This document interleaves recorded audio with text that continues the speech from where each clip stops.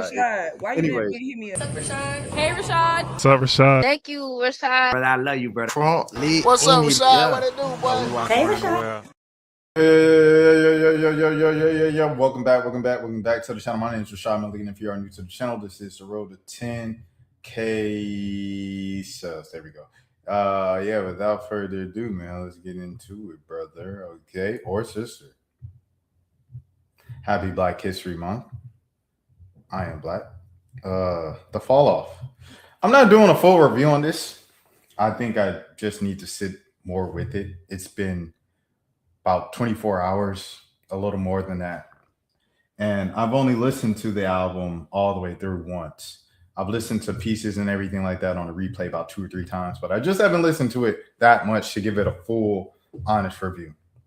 What I will say off top is I do think we live in an era, and we hear this every time a major album drops, where it's either gas or it's trash. It's fire or it's the worst thing ever. Blah, blah, blah, blah, dookie water, blah, blah, blah. And I don't think that's the case with this. I don't think it's the album of the year. I don't think it's sensational, a classic, an instant classic, blah, blah, blah. But I also don't think it's a terrible album and J. Cole literally, quote unquote, fell off. But what I think this album is, it has its great moments. It has its great writing, great concepts, a lot of the essential elements of hip hop. And I do think it is an ode and a love letter to his hometown of Fayetteville, North Carolina, in the purest form. However, there are particular things that just kind of irk me about this album. Ouch. As I get the little hearing loss buzz in my ear. But man, what I want to say, 29 intro, I like this. 2-6, dropping down 2-6, shots out. That sets the tone. Like, this is really for the Ville. This for Fayetteville, everything like that. Safety is nice. Running Train was nice. I like Feature's voice on here, man. Ayo, but yeah, I like it. Poor Thing, this was the diss to Homie, dude that I reacted to in my shorts. You can go on my shorts and look at, if you don't know who he's referring to here. He's dissing him. He's very aggressive. And this is something that is just annoying to me. And I'm sure it's annoying to a lot of you as well. It's just been a theme throughout J. Cole's career. When there's a rapper that he feels like is not on his level lyrically or on his level popularity-wise, with the combination of both, he kind of punches back down at them when they come at him. They usually come at him first. True enough. But his response is, he da-da-da-da-da. And it's like, I'm a rapper. I'm better than all these rappers. I'm 6'4". I thumb all these rappers. Like, these are all the lines we've heard from J. Cole throughout the years. I go on everybody's else album and prove to him who's the king of this rap thing. Jermaine. Like, he's been doing that literally like his entire career. And when it was time to put the gloves on, for real, and everybody knows that Cole is cool with Kendrick coming up. And then people were starting to find out just how cool him and Drake had started becoming.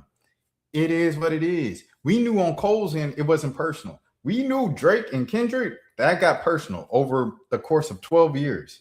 If Cole participated, we knew that Cole was just rapping. He even said it on the track. Man, I got a tear coming down my eye. And I rock with you, everything like that. Jarrell was handing GSU in the building. But we knew that Cole, had no problems with Kendrick. And he said it in the song. So why are we going to take it personally when, Like, it's just like, no one took it that way, Cole. So you didn't have to do all that explaining, bro. And the apology is cool if you say, okay, I'm apologizing, I'm on some positive stuff now, and you switch up your content. And you don't brag about nobody, and you don't talk down on nobody, you don't punch at nobody, you don't diss nobody back. You let it be peaceful. You can even keep up your Biggie and Pac track, the What If track, where Biggie and Pac is apologizing to each other, and they're both alive, and they get to be legends and grow into that old age and everything. You could do that, and it would be fine. But don't pick and choose when it's okay to diss back to people, right? Like, that's just annoying. Like, pick a side, dog. You still straggling the fence 2-3 years later. That's annoying, dog. I get it. From everybody that was complaining about it, I get it. Another thing that stood out to me on this album early on was some Marvin Sapp sample. If you haven't heard the album yet, and I'm spoiling it for you, I apologize. But there's a Marvin Sapp sample, never would have made it. And I remember when Kendrick just won his Grammy for Luther, right? And Cher called it Luther Vandross. It was the whole thing. But in his acceptance speech, Kendrick was saying, you know, that the one thing that the Luther estate wanted us to do was no cussing. And we said, okay, we can make that happen. No cussing. They made it a #1 record. It was like the biggest rap record of last year, and they won the Grammys for it. Congratulations to Kendrick and SZA and Halle Bailey's boyfriend and stuff like that, right? Like, congratulations to all of them for that. So if that's the precedent for a Luther sample, how is it okay that Marvin Sapp okayed that song? He cleared that song, and J. Cole cussing up and down the song. That's crazy. That's crazy, be cussing all up and down a gospel thing, and he's referencing gospel and listening to gospel and he's sampling gospel. That's crazy to me. Just me. You know what I'm saying? I feel like certain things should be protected, like Kirk Franklin. Kirk Franklin is saying, yeah, I listen to Rod Wave and this and that. Kirk Franklin, at the end of the day, he still plays clean on his records. His records is still clean on his albums, on his music. Lecrae, D1. D1 talks about it all the time. I love to work with anybody. I work with anybody. And they say, can they cuss? He say, well, you play on my court, you play by my rules. I like that precedent. Like, some things should just be gate kept. Some things should just be how do you say it? They should be precious, right? We should value these things and respect them for what they are. We should have reverence. That's the word I was looking for. We should have reverence for certain things. If you touch anything that's spiritual, anything that's faith-based, anything that's gospel, God-connected, you shouldn't be cussing all up and down the record, bro. And then talking about gospel on the record and listening to the record, but I think that's just crazy. Browns Road Blues. I love this song as well. I think this is one of the hits. The 2 joints with Future, those are the hits on here early on. And I do like, it's like a beat switch in 39 intro. I like that joint too. Or the beat switch in one of those songs. There's another one where he just took a chance. And I'm like, dang, I've never heard Cole take a chance like this, but I feel like if you take a chance, definitely do it on the last album. Let me see what it was. Let me see. It was, I said 39 intro. It's the biggest verse I heard him take. I applauded. And I was talking about never would have made it. It was head scratching when I heard Future cover Usher on here. I thought that was interesting. And then the song, like I said, with Tim's, him going back and forth trying to sing with Tim's, like, I didn't understand that. I feel like it's certain parts where Cole, you didn't have to put the man's voice in. Like, you could have just let the singer sing. Shout out Erykah Badu. She's been with Alchemist all of like last year. So that record might have been made, you know what I'm saying, 2025, 2024. Excuse me, when she was with Alchemist. Erykah Badu, also, fun fact, she's on the Earl Sweatshirt album. The we're on I think it's Exhaust, the last track, the outro, when she says take 2. Work harder than it. Like, that's Erykah Badu. I like he had PD Pablo on here. He referenced to PD Pablo, and he had, like, you know, kind of PD Pablo pop out and stuff like that. The Burna Boy, I like the Burna Boy feature as well. A lot of the features here is like Solange's album a few years ago, where she had the features and they were just kind of like splatted throughout the song and like compliments to the song, as opposed to like dominating voices on the song. It Chromacopia also does that with Tyler the Creator. So shouts out to those albums. And he has Murray on here. So he has, you know, Fayetteville up here as well. He does not have Dreamville on here. Boss is not on here. Jid is not on here. Seems like a missed opportunity. I feel like the Tim's feature probably would have been Ari Lennox in a different world when she was signed to Dreamville, but you know how that goes, business. But yeah, those are my main takeaways from this album. Like I said, I'm not going full on review just because I think it's too soon. However, I don't think it's absolute trash and garbage and get J. Cole out of here, but I also don't think it's like album of the year. This is sensational. Jermaine Cole. Shouts out to a friend of the channel, Mark Phillips, as well. So that's how I feel about it. If I had to rate it right now, early rating, and Reezy hates early rating. So shout out to LaReezy if you're watching this, because LaReezy, once you drop, I know LaReezy about to drop in a couple weeks now. When you drop, I'm gonna do the same thing. And I already know how you feel about instant reactions and ratings and stuff like that. I'm just letting you know it's going to be done. I'll probably give this like 6.7 to 7.2 right now. Early on, 6.7, 7.2 early on. I do like the turn stuff. I like the raps. I like the fact that he's taking chances and he's singing on some of these songs. He's got acoustic guitars in here. Of course, the writing is always A1. It's J. Cole. Like, what the heck? Rapping ability has never been his issue. It's the stuff he's rapping about, bro. That's just crazy. I also have to shout out this song. Quick Stop, bro.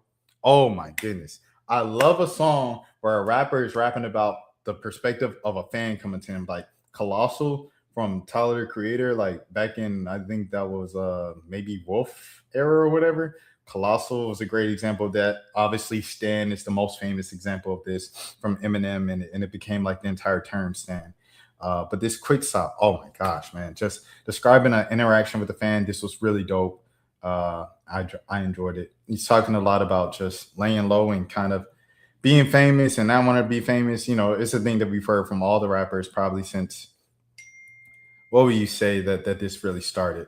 I think that started with maybe Nipsey, where it was like, okay, because it was like Nipsey, and then it was P&B Rock, and then it was, Takeoff, and it was like a bunch of rappers back, Mo 3, Draco, the Ruler, like it was like a lot of them back to back to back. So in that time, rappers just started rapping about how paranoid they were about being rappers and being famous in public. Like Jack Harlow did it on Donda 2, which I don't know if I think Donda 2 actually eventually came out on streaming platforms, but I heard it on the Stem Player. And who else? Childish Gambino did a lot about it on Atlanta, the last season of it, when he had Paperboy move out to a farm. That's something that Childish Gambino did in real life. He moved out to a farm like an hour out from LA in California. And what does he do? What does he do when he was just like, rappers just keep getting, and I don't want that to be me. So I'm moving out to a farm where nobody knows me. He's talking about how the fame drove him insane and all that stuff. So I don't know. This is just a trend that you see with rappers. Like, rappers' mental health thing is real. It was something I asked DDG about, with DDG's brother and stuff like that. Rest in peace to DDG's brother. But I just asked him, like, dude, do you ever, kind of feel that way? I know a lot of rappers are rapping about that right now. And he said, nah, I mean, we all got to go.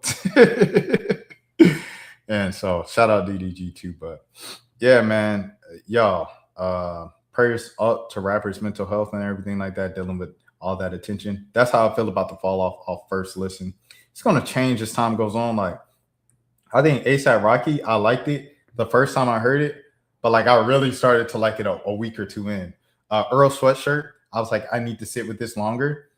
And then I loved it like every other Earl Sweatshirt album since some rap songs about a month later. So it's definitely going to have to be something that I sit with a little more, but that's how I feel off top. I love the flows. I love the hard songs. I love the samples. I really think, like I said, it's hip hop to its core, and it's Fayetteville to its core as well. I'm getting a call. I'm on stream right now. Hold on, let me tell them. Hello, I am on stream. I am on stream right now. Can call back later. Okay. All right, cool. And then another thing, Lecrae drop yesterday. He dropped his deluxe of Reconstruction, second story, right after the Grammys. I believe they missed out on the Grammy this year, but Lecrae, man, he just raps. He raps better than a lot of people, dog. He raps better than a lot of people give him credit for. He raps better than a lot of people acknowledge. I think he's one of the best rappers in the world, and it's been like that since he did that tape with Zaytoven. I remember I never told my friend this because we were talking back and forth about this Lecrae joint. And I think it was like when I first started listening to Lecrae at church clothes. And it was really like listening to Lecrae because a lot of his lyrics were convicting when I first came across them. And it was something that I was listening to when I listened to Lecrae out of like a part of ministry, a piece of ministry, and kind of like almost an obligation thing of like, all right, got to get my You know what I'm saying? My Christ-centered messaging is almost like an extension of hearing a faith-based type of talk or whatever. And through that, listening to the songs over and over, listening to the album, what is it, Reconstruction? Not Reconstruction. Reconstruction is the latest album, but the one where he got the helmet on. It came out in like 2012. Listening to that over and over, listening to Church Close 2 over and over. I've learned to like learn and love all of those songs and learn the words to them. But I think now, like through time, he just got like he hit number one in 2014. He just got good as a rapper. Like I'm not even saying like he got good as a rapper. He's always been good as a rapper. I'm saying one of the best out here on the planet. And a lot of people won't give him that credit. I know it was something where people were surprised when he responded to Kendrick. They were like, the Cray actually kind of getting down on this. He got some bars. Nah, Cray being like that. Like I said, about 2019, 2020, that pandemic, he did that joint with Zaytoven. That man, what? Ever since then, Cray been on a different level, bro. So Resurrected, oh my goodness, nothing but bars. And it goes kind of down to shout out to CJ as well on here. And then he has like a thing. I haven't gone through the whole thing, by the way. But there's okay, so I guess it goes to about like 10 tracks, I think. Or no, Reconstruction was already out. Oh, okay, these are already out. So it's the first 6 tracks. I got to about I might as well just finished it. I got about Living Water last night. But he has like a raw wave type of song on here. He's been pretty open about his previous alcohol and pills addiction, all of that stuff. So seeing him kind of navigate that and speak about that, being open with it, being transparent about it, I think is helpful. It was a raw wave type of song, though, and I was like, oh, it sounds like he's just doing a cover of raw wave. He does that a few times. Like it sounds like he's trying to be like Playboy Cardi. He sounds like he's trying to do this. He's trying to do that. But rapping wise, on a pure track number 1, Resurrected, stop it. I can't see Cray, bro. I ain't gonna hold you. Not too many people seeing Cray in the world, bro. I'm not gonna hold you. With that being said, I guess let's get into the stream, huh? Let's get into the stream. A J. Cole fan, he moved from Chicago to Raleigh after the Dreamville Festival, bro. After the Dreamville Festival, he moved, bro. So he said 2015 festival inspired his move. He admires Cole as an underdog who triumphed, and he drove to Fayetteville to explore the rapper's hometown's roots. Locals like Rakim.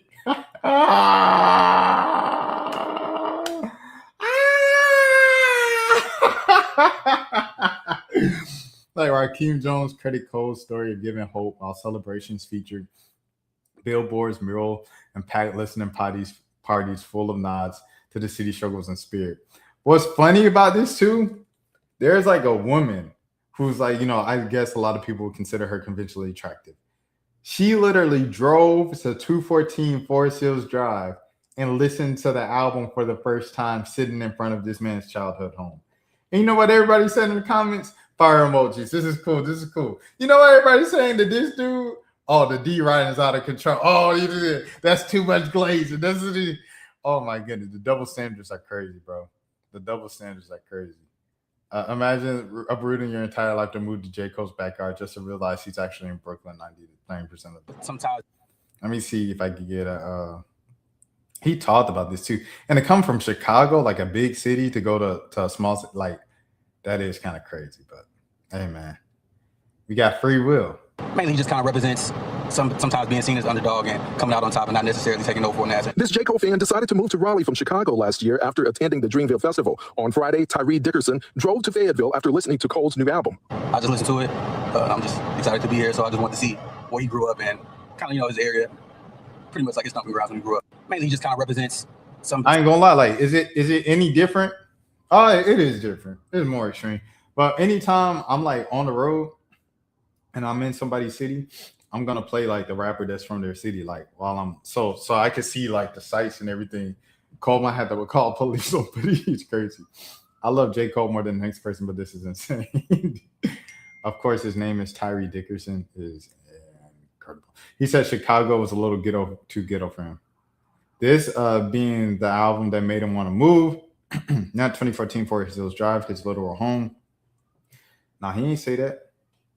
Is this my dog? I can't tell. Nah, he ain't say that though. He said he moved out to the Dreamville Festival. This is what we call pushing it. Now that is funny.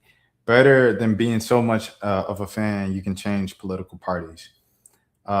Ain't over here, bro. What is he looking for? Facts. It looks like he's from NC instead. Anyway, his hairline tells me everything I need to know. Wow. Yeah, RDC and Juicy skits or comedic case studies. Because what is this? Is it really that serious, bro? I'm about to watch this. I'm about to watch this afterwards. All right. I remember Cole had that line when he said, he said, we grew up singing Nas, Jay, man. Oh, that was on Last Call. He was talking about singing all the New York people, now all the New York people singing all the stuff from the Ville. Yeah, that is something, man. So he met the rapper at a 2020 protest, and he now studies journalism. Also, he been down there. Oh, that's crazy. Hey man, we just gonna that is something for sure. Let me see the next thing. J. Cole surprising fans. Let's see.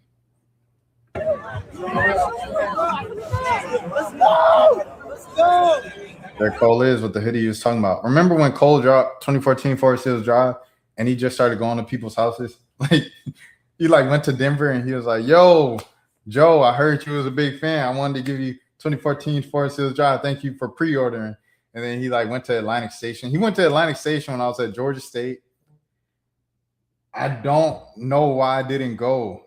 I think it was I had class, or I don't know if I wasn't driving, because I was driving. Maybe I just didn't have my car on campus or something, but I didn't go. Marcus Green went. Shout out to my boy Marcus Green.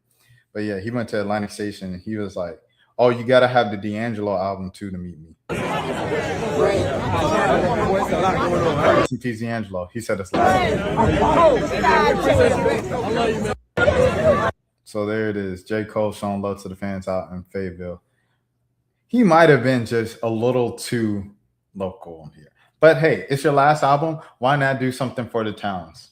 You done stuff for the world for the past, how many years? 16?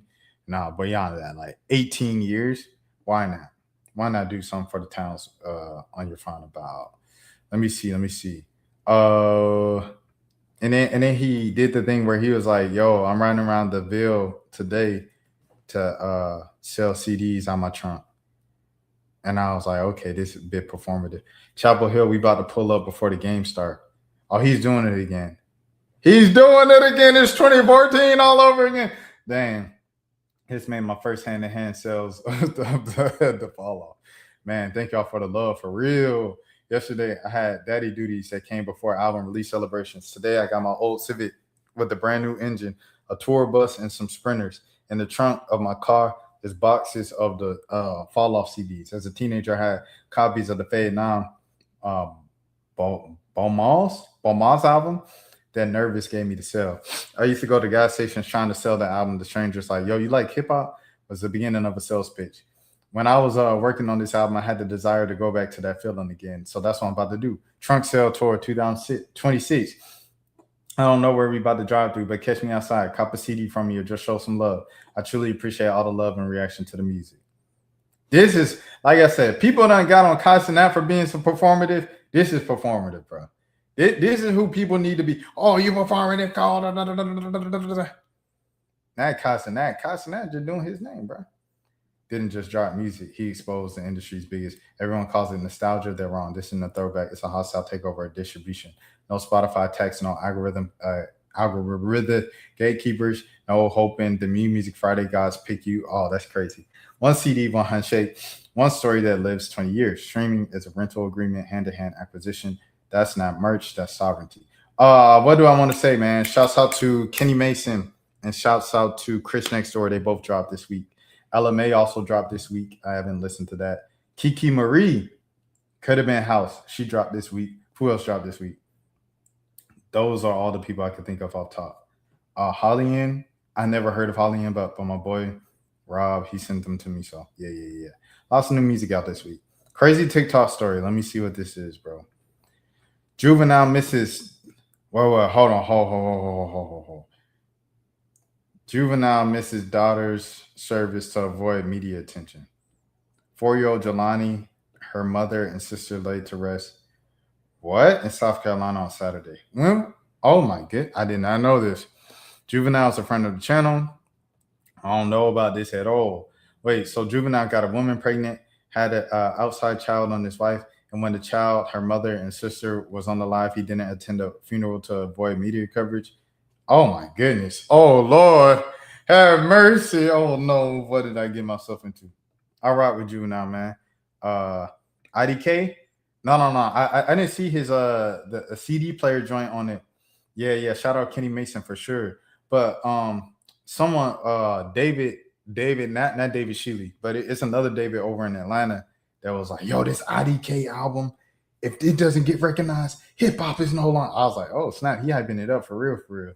The IDK stuff though, like he's like, I think it's like IDK and another rapper that I think are really good.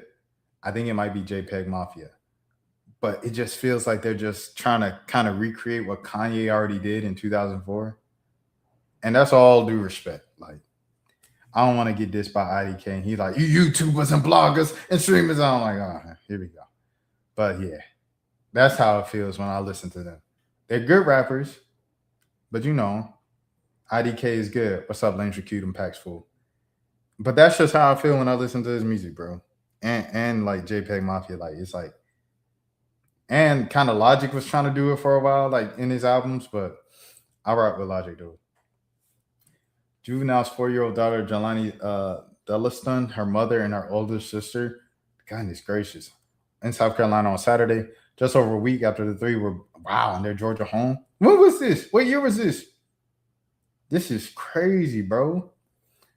According to several media outlets, Juvenile did not attend services. TMZ, citing an unnamed spokesperson to the rapper, reported that he declined to attend because he did not want to attract media to the gathering. Jelani Joy Deleston and Micaiah 11 were on February 28th, allegedly by the Lawson's 17-year-old son. Oh Lord. Anthony Tyrell Jr. Tyrell has been arrested and charged with 3 counts of unaliving and 3 counts of AA. He is currently being held in the DeKalb County Prison because of his age. Prosecutors cannot seek the unaliving penalty against him. Juvenile, whose real name is Terrius Gray, has kept a low profile during the ordeal, with the only public comment being a statement from his manager saying that the rapper is shocked and devastated to learn of his daughter's passing. The extent of Juvenile's relationship with Jelani or her mother, a sheriff's deputy, is unclear. The lesson brought a paternity lawsuit against Juvenile in 2004, claiming the rapper was Jelani's father. Wow. Okay. Attorney Randy Kessler, who represented Juvenile in the proceedings, told the Associated Press that the case was resolved peacefully by consent order in 2006, with both parties agreeing that Juvenile was the father. Juvenile had been making regular child support payments, his manager told the press. That is something. That is something for sure. My friend OK now 26 on here in the Ville. Hopefully he can pull up on Cole. Oh yeah, for sure. I definitely, if I was in the Ville, I'll pull up on Cole, everything like that. For sure. But Cole, bro, like, all I'm saying is, bro, just stand on something. Dan was hand. And I actually have I've been saving like things on stream for you. So it's good that you're here. Well, I don't know if you're gonna be here, in about 30 minutes, but we're gonna see. But yeah, this is crazy. This is crazy from Juvenile, bro. Hey man, prayers to all involved for sure. All right, let's move on to the next thing, bro. Morehouse on the Tuskegee situation. So if you guys remember, the Tuskegee basketball coach, he was arrested after the game or taken into cuffs. And then like they took the cuffs off when he got into the hallway. And the coach was really just yelling at the security guard, like, do your job, bro. Like, these football players been behind the bench, like just trash talking us the whole night. And then after the game, they joined the layup line. Like, how are they even allowed on the court with the team before we like just do our handshakes? Like, that's crazy. So it went viral, and Morehouse has responded from the Alumni Association.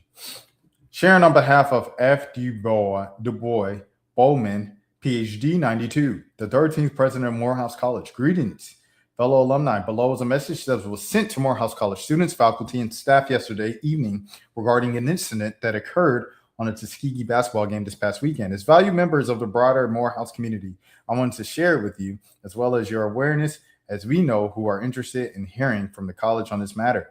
I appreciate your support, advocacy, and care for our alma mater. Entities more brotherly, Du Bois. I wanted to say this about the juvenile thing, because I like the point came to me and left. D'Angelo's son, Swavo Twain, he said he didn't show up to Angie Stone's funeral until like real late in the repast. He showed up to hug his son and stuff like that and show support. And he said once he showed up, the whole family ran over to take selfies and videos. And and he was like, all right, son, love you. And he had to leave.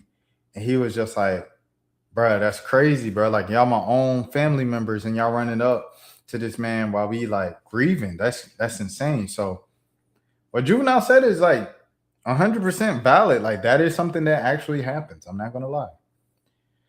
And then everything else, prayers up to both sides. Here we go. Hello, Morehouse students, faculty, and staff. I'm writing this to address an unfortunate incident that occurred during the basketball game against Tuskegee on Saturday. There was an escalated incident that resulted in Tuskegee's head coach, Benji Taylor's brief detainment and a score off the court by a safety officer after asserting that there was a breach in the game management and safety protocols. The college has issued an apology directly to Coach Taylor on the night of the game, as the detainment did not reflect the desires we have for Morehouse. Morehouse staff quickly connected with Tuskegee and the CX leadership to collaborate on a path forward and goodwill. Since then, the incident involving the officer and Coach Taylor has become an active legal matter, limiting further comments. To further understand what took place, Morehouse did not rush to issue a public commentary, but rather collective information for broader context, including video footage and interviews with witnesses. Many public accounts have not fully or accurately captured the context of what happened, and in some cases have mischaracterized our students and the institution. As an attendee at the game, I did not observe conduct that was clearly outside of what is commonly seen as a competitive collegiate athletic event, so they were talking trash. Specifically, at the conclusion of winning a home game, when fellow Morehouse students were congratulating the Morehouse basketball players. The CIAC published a statement on Monday announcing the conclusion of the investigation and issuing sanctions against Morehouse related to the crowd control and safe entry and exit at the game. While Morehouse leadership and I take the CIAC's findings seriously, we have questions about an investigation that did not include a request for the college's input, but ultimately determined the responsibility and a fine. This fell short of the due diligence and expected of a fair and comprehensive. So they still not taking accountability. Your kids was talking trash the whole game, and they jumped in the layup line, in the handshake line. Good game, good game, good game. Joker, this ain't football season. This basically everybody sit in them stands until both teams is off the court. Yeah. Now you can run on the court, say what's up to your friend, to your student, classmate, whatever. Well, we ain't doing that, man. Come on, bro. Y'all got to take accountability for these kids. You saying this just to defend your institution and your kids is exactly the problem here. This type of thinking enabled them to think it's okay to do this because I'm a Morehouse man. I'm a man of Morehouse. Like, come on, bro. Like, what are we doing here? And shouts out to Morehouse, bro. Y'all know I wanted to go to Morehouse. The house. I want to be a man of Morehouse. Morehouse men always carry a pen. My pen is up there. I always wanted to go to Morehouse, man. You know what I'm saying? But it is what it is. This is ridiculous. Sub. I got you. As we move forward, Morehouse will continue to stand for integrity, accountability, and responsible leadership. We will engage constructively while advocating for fair treatment and accurate representation, consistent with our legacy, upholding standards that have defined Morehouse College for more than a century. So there you have it. I don't like this statement. I think it's still dodging accountability and defending Morehouse College on behalf of defending Morehouse College. Next, Lisa Leslie. This day, how many years ago? 36 years ago. She scored 101 points in a high school game. And she brought the footage with her. She said, for y'all that don't believe it, I got the footage. So I'm going to skip around with this because, hey, this Turner and is, high school. So I got, Shout out Roz Gold on Woo Day, my dog, friend of the channel. She ain't been on the channel, but that's actually like, she cool people. All right, here you go, Lisa. What are you always doing? 16 minutes. 101 points in 16 minutes. Bro, she had 100. Come on, bro. 101 points in 16 minutes, dog. She went 37 for 56, 27 for 35. That's ridiculous, bro. Total points. Do you remember who scored the one? Oh gosh, no, but I know it was a free throw. The team had 102 points and she scored 101. Shouts out to Lisa Leslie, one of the GOATs, bro. Like, definitely when I was a kid, bro, Lisa Leslie was like the GOAT in my eyes, like Michael Jordan of women's basketball in the WNBA. And I remember the first time I seen her was she was teaching my little sister like how to shoot. And my sister was like, yeah, some lady named Lisa. And I said, Lisa Leslie? And she said, yeah, I think that was her name. And I was like, bro, that's like the Michael Jordan of women's basketball. She was like, oh, it is? I was like, yeah. She's like, oh, okay. She did not care at all. My sister, for those of y'all who didn't know, her career stopped in high school. But shouts out to Lisa Leslie, man, one of the GOATs. I salute you, honor you. 101 points in 16 minutes is ridiculous. And you cool people as well. So shouts out to Lisa Leslie, dog. A legend. All right, GloRilla, other sibling speaking. This bitch, because this shit is so motherfucking crazy. I haven't seen this, just in case you guys are wondering. So I don't even know what's going on here. Like, whole snitch. And you got like a 2 essay page snitching on this stupid ass bitch. You got her being a dumbass bum like how she is. Like, it's... Mama, I apologize. It's literally crazy because I don't know where to begin on the retirement shit. I don't know. Where should I begin? First of all, Mama straight, Victoria. Mama straight. Like, I think you start like our Mama straight. Like, she ain't hurting for shit. Like, Gloria dropped the, like, come on, bro. Gloria dropped the $500,000 off to her. Like, she need to cut that shit out, right? No. $500,000. $500,000. Oh man, I gotta get the dun dun dun dun dun. For real, she got her a house, she got her 2 cars, and then she did the same. That's what I'm saying. No, that's a house and 2 cars. What I'm saying. And then she got Identity a house and 2 cars and shit like that. And she fuck with the people that fuck with her. Toya, you wasn't even with us most of our lives. You was in and out of foster care. Yeah, because you was lying on our mama and shit. Our mama wasn't doing half the shit you was saying she was doing us, bro. Got folks thinking our mama just beating on us, bro. Our mama was not doing all the shit you was saying she was doing, bro. That's some whole shit, bro. I ain't gonna lie, you on some real whole shit, bro. Like she really lost her jobs. All the jobs that she had, she even with us most of our lives. You was in and out of foster care. Yeah, because you was lying on our mama and shit. Our mama wasn't doing half the shit you was saying she was doing us, bro. Got folks thinking our mama just beating on us, bro. Our mama was not doing all the shit you was saying she was doing, bro. That's some whole shit, bro. I ain't gonna lie, you on some real whole shit, bro. Like she really lost her jobs. All the jobs that she had, she lost them because she was too busy trying to get clout off of Gloria and be like, oh, she my sister, she my sister, she my sister, lame ass bitch. But she was putting straps on Gloria, setting up in studios and shit. You ain't talking about shit you doing to her though, bro. Oh, that's crazy. On some real hoe shit. Nobody won't even, like, bro, I wouldn't give her the shirt off my back how, like, bad this bitch was moving. This bitch moved like a bitch on the street. This bitch been moving like this way before the shit even started. Setting niggas up, all type of shit. Like, bro, come on, bro. Like, stop acting like you, bro. Come on, bro. Stop this shit, bro. Stop it, bro. You are not gangster and you are not hard, and none of them people with you ain't gangster or hard either. They start folding, man. They gonna rob you and how you, bro. Toy, you fucking up, bro. You finna end up, you know what I'm saying, in the truck somewhere, stabbed to death or some shit. Like, bro, stop doing this shit, bro. Like, nah, for they ain't real. fucking with you, bro. Like, bro, you trying to get on by slandering your own family, bro. This your little sister, bro. Yeah. The fuck wrong with you, bro? Right. We family, bro. The Right. fuck, bro. It make no sense, bro. It make no sense, bro. Right. And all the shit you done did to a motherfucker, you think you can come out and say some shit, bro?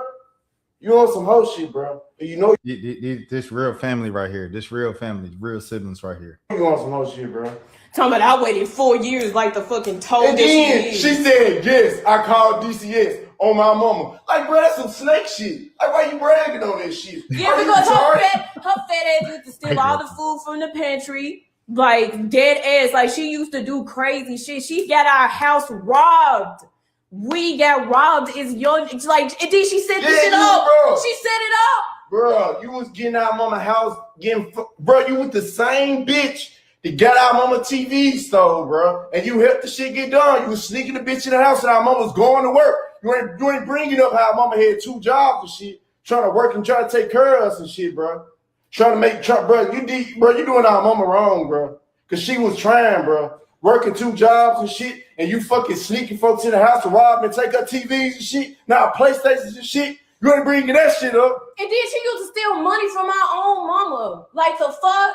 Like you over here trying to paint her out to be the bad guy and shit like that. Bitch, take responsibility for what you doing, you bum ass bitch. You damn near 30 and not doing shit for yourself. You want a handout. You think you entitled to some shit and you ain't entitled to shit. You don't even got anything entitled. Like the fuck? You don't got shit in your name. All the jobs you had, you lost them. Because then, bro, you making up stories and shit talking about my niggas borrowing $40. Like, bro, the only truthful thing you said was you related to Gloria, bro. Other than that, fool, you was saying a bunch of bullshit, bro. Like, bro, niggas ain't hurting for shit. Gloria dropping bags off to niggas, bro. I can show my cash out, Apple Pay, the money she give me outside the shit. Bro, like Gloria doing what she supposed to do, bro. She gave me a stack for my motherfucking birthday. I don't know what the fuck. She done bought half the family cars. The fuck you talking about? Everything she showed gave me a motherfucking car. Like, what the fuck is she talking about? She don't fuck with you because you did it like that bum ass shit. You think that Gloria's supposed to provide for you and shit like that because we came out the struggle together. No, bitch. You are continuously being in the struggle because you choose to be on that dumb shit. And you the reason we was in the struggle because you, bro, was trying to get our mama locked up. Saying she was doing shit she wasn't doing. She was just disciplining us because, like, the fuck? Ain't no wrong, bro. Our mama trying to, bro. Ain't no wrong with our mama doing, bro. She was doing what she was doing, what she had, bro. Like, you dirty for even trying to bring up, like, bro, that's your mama, bro. That's your sister, bro. The fuck wrong with you? You know what I'm saying, bro, I ain't gonna lie, bro.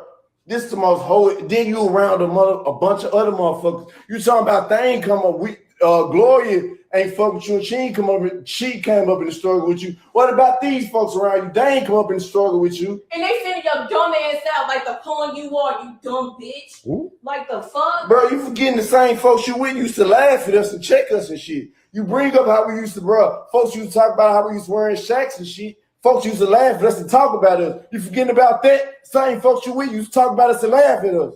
Fuck wrong with you, bro? Gloria, the only person that really dealt fucking with a nigga, bro.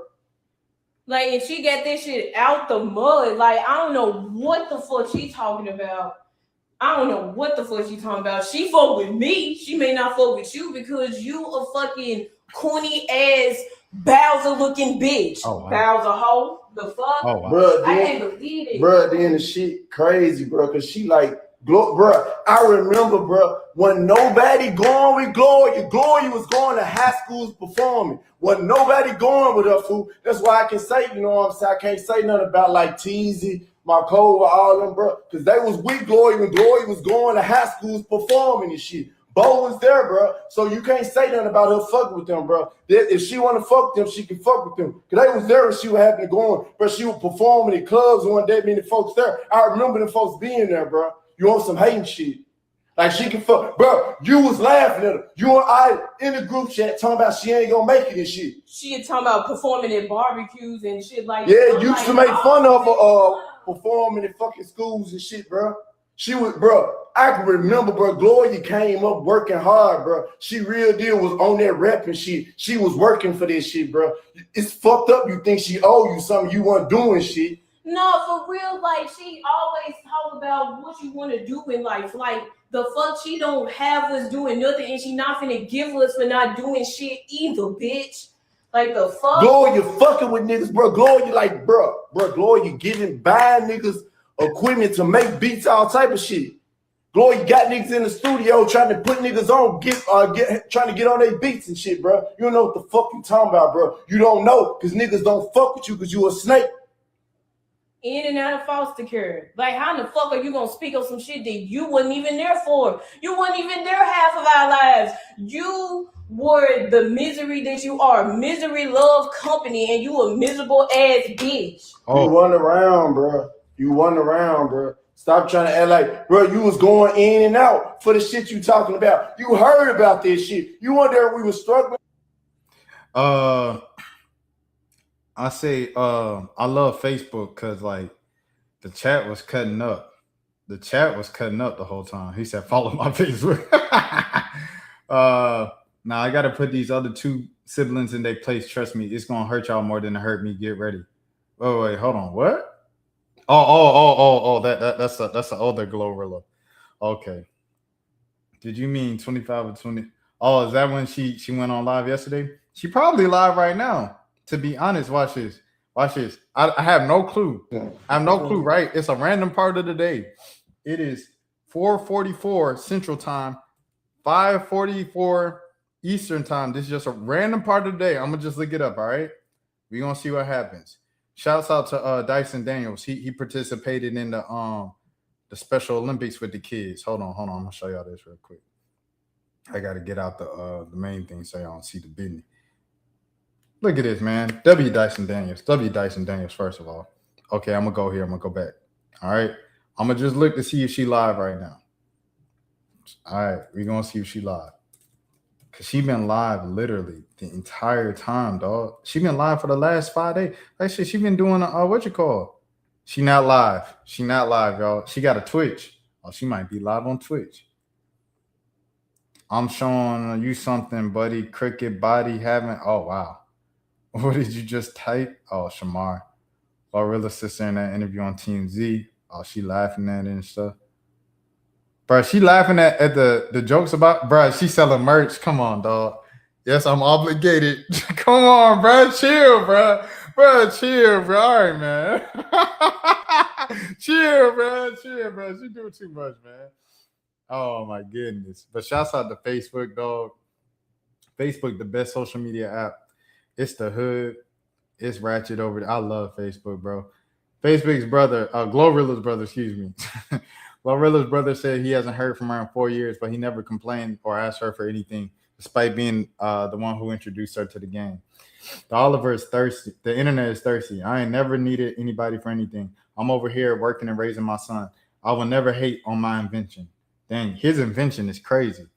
Without M10, she wouldn't be who she is. I introduced the microphone to the family. The eye jokes are comical, but you ungrateful dudes should be thanking me. I ain't heard from that girl since before FNF. I'm good over here. Dang, for real, bro. She moved on from the family. She since FNF about that was 4 years ago. Let's go on them red lights, targeting on our head. Let's go. Let me see. Oliver M10 Party Senior. Let me see. Oliver 10 M10 Party Senior. Okay, cool. Let's see. Has he posted anything since this last year? Oh, it said intro. GloRilla. Oh, okay. I thought it was gonna say GloRilla. All right, so he just promoting. He promoting other people's business. Dang, y'all all on my page, like bump some of my music. Why that juggler for the tea? That's funny. Only the family involved. I don't F with none of y'all goofies. Okay. Of all your siblings, who is you close to? He said Shay and then Liz Party. She's so genuine, really, to be honest. She was my sis mom. She held the whole family together. Yeah, he promoting everybody right now. He just promoting everybody's business. That's real, though. Which one of you want to be siblings made that GoFundMe? Y'all hell out here. Probably the same people that be on here bashing. High tech groupies. Oh, wow. This is something. There's a lot going on. I'm turning my phone off for the Super Bowl. Been a Patriots fan for over 20 years. I'm not finna let a bunch of groupies ruin our moment. Patriot Nation. A1 since day one.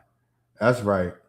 Hey, look, if I'm GloRilla brother and everybody finding out who GloRilla siblings are, oh, I'm juicing. I'm getting something out of this. Like homegirl, what? She's selling the merch.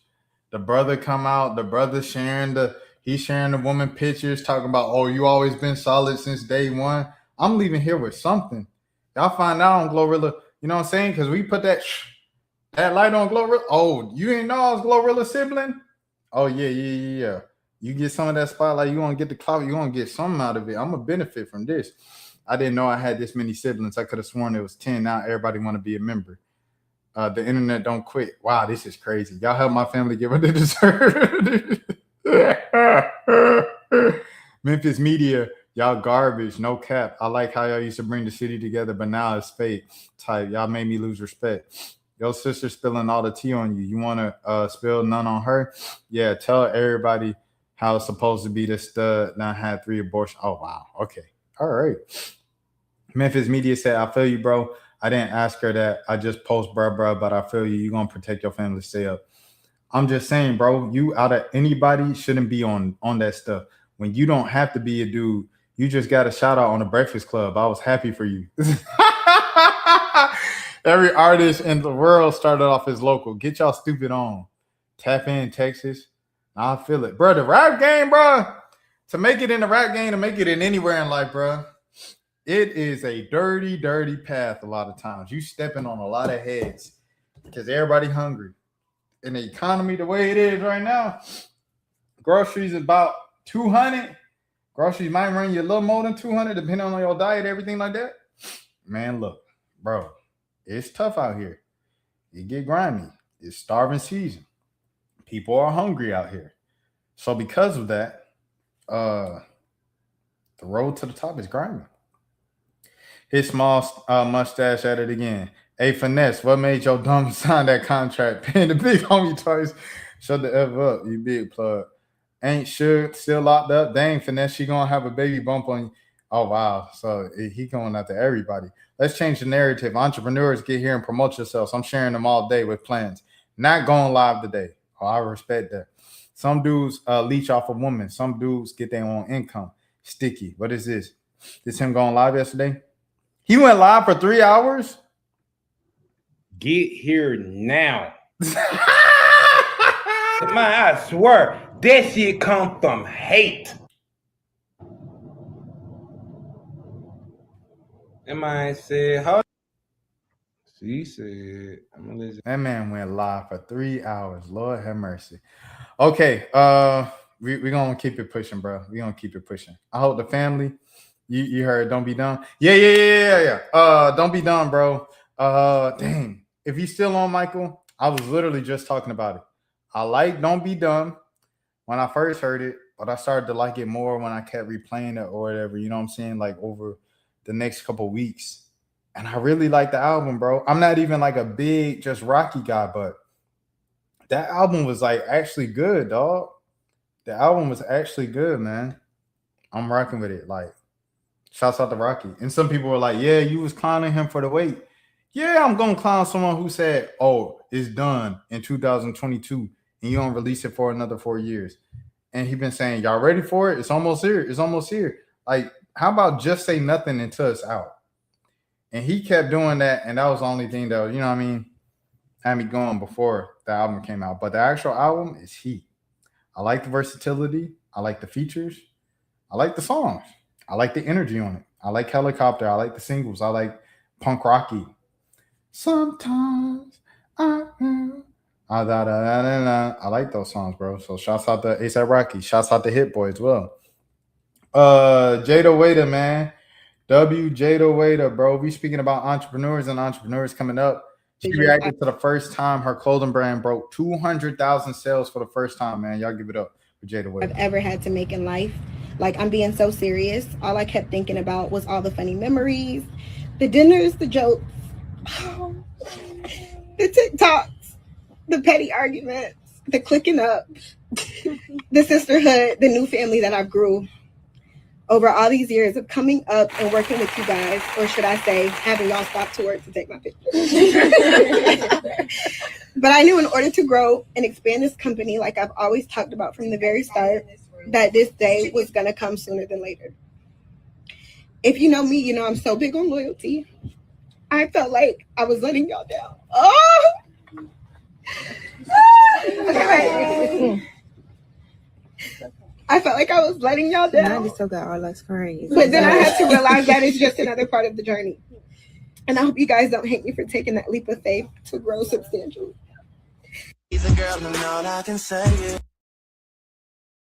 All right. Shout out to Jada Wade, a friend of the channel, by the way. I don't know if y'all know that, but Jada is on here in one of these videos.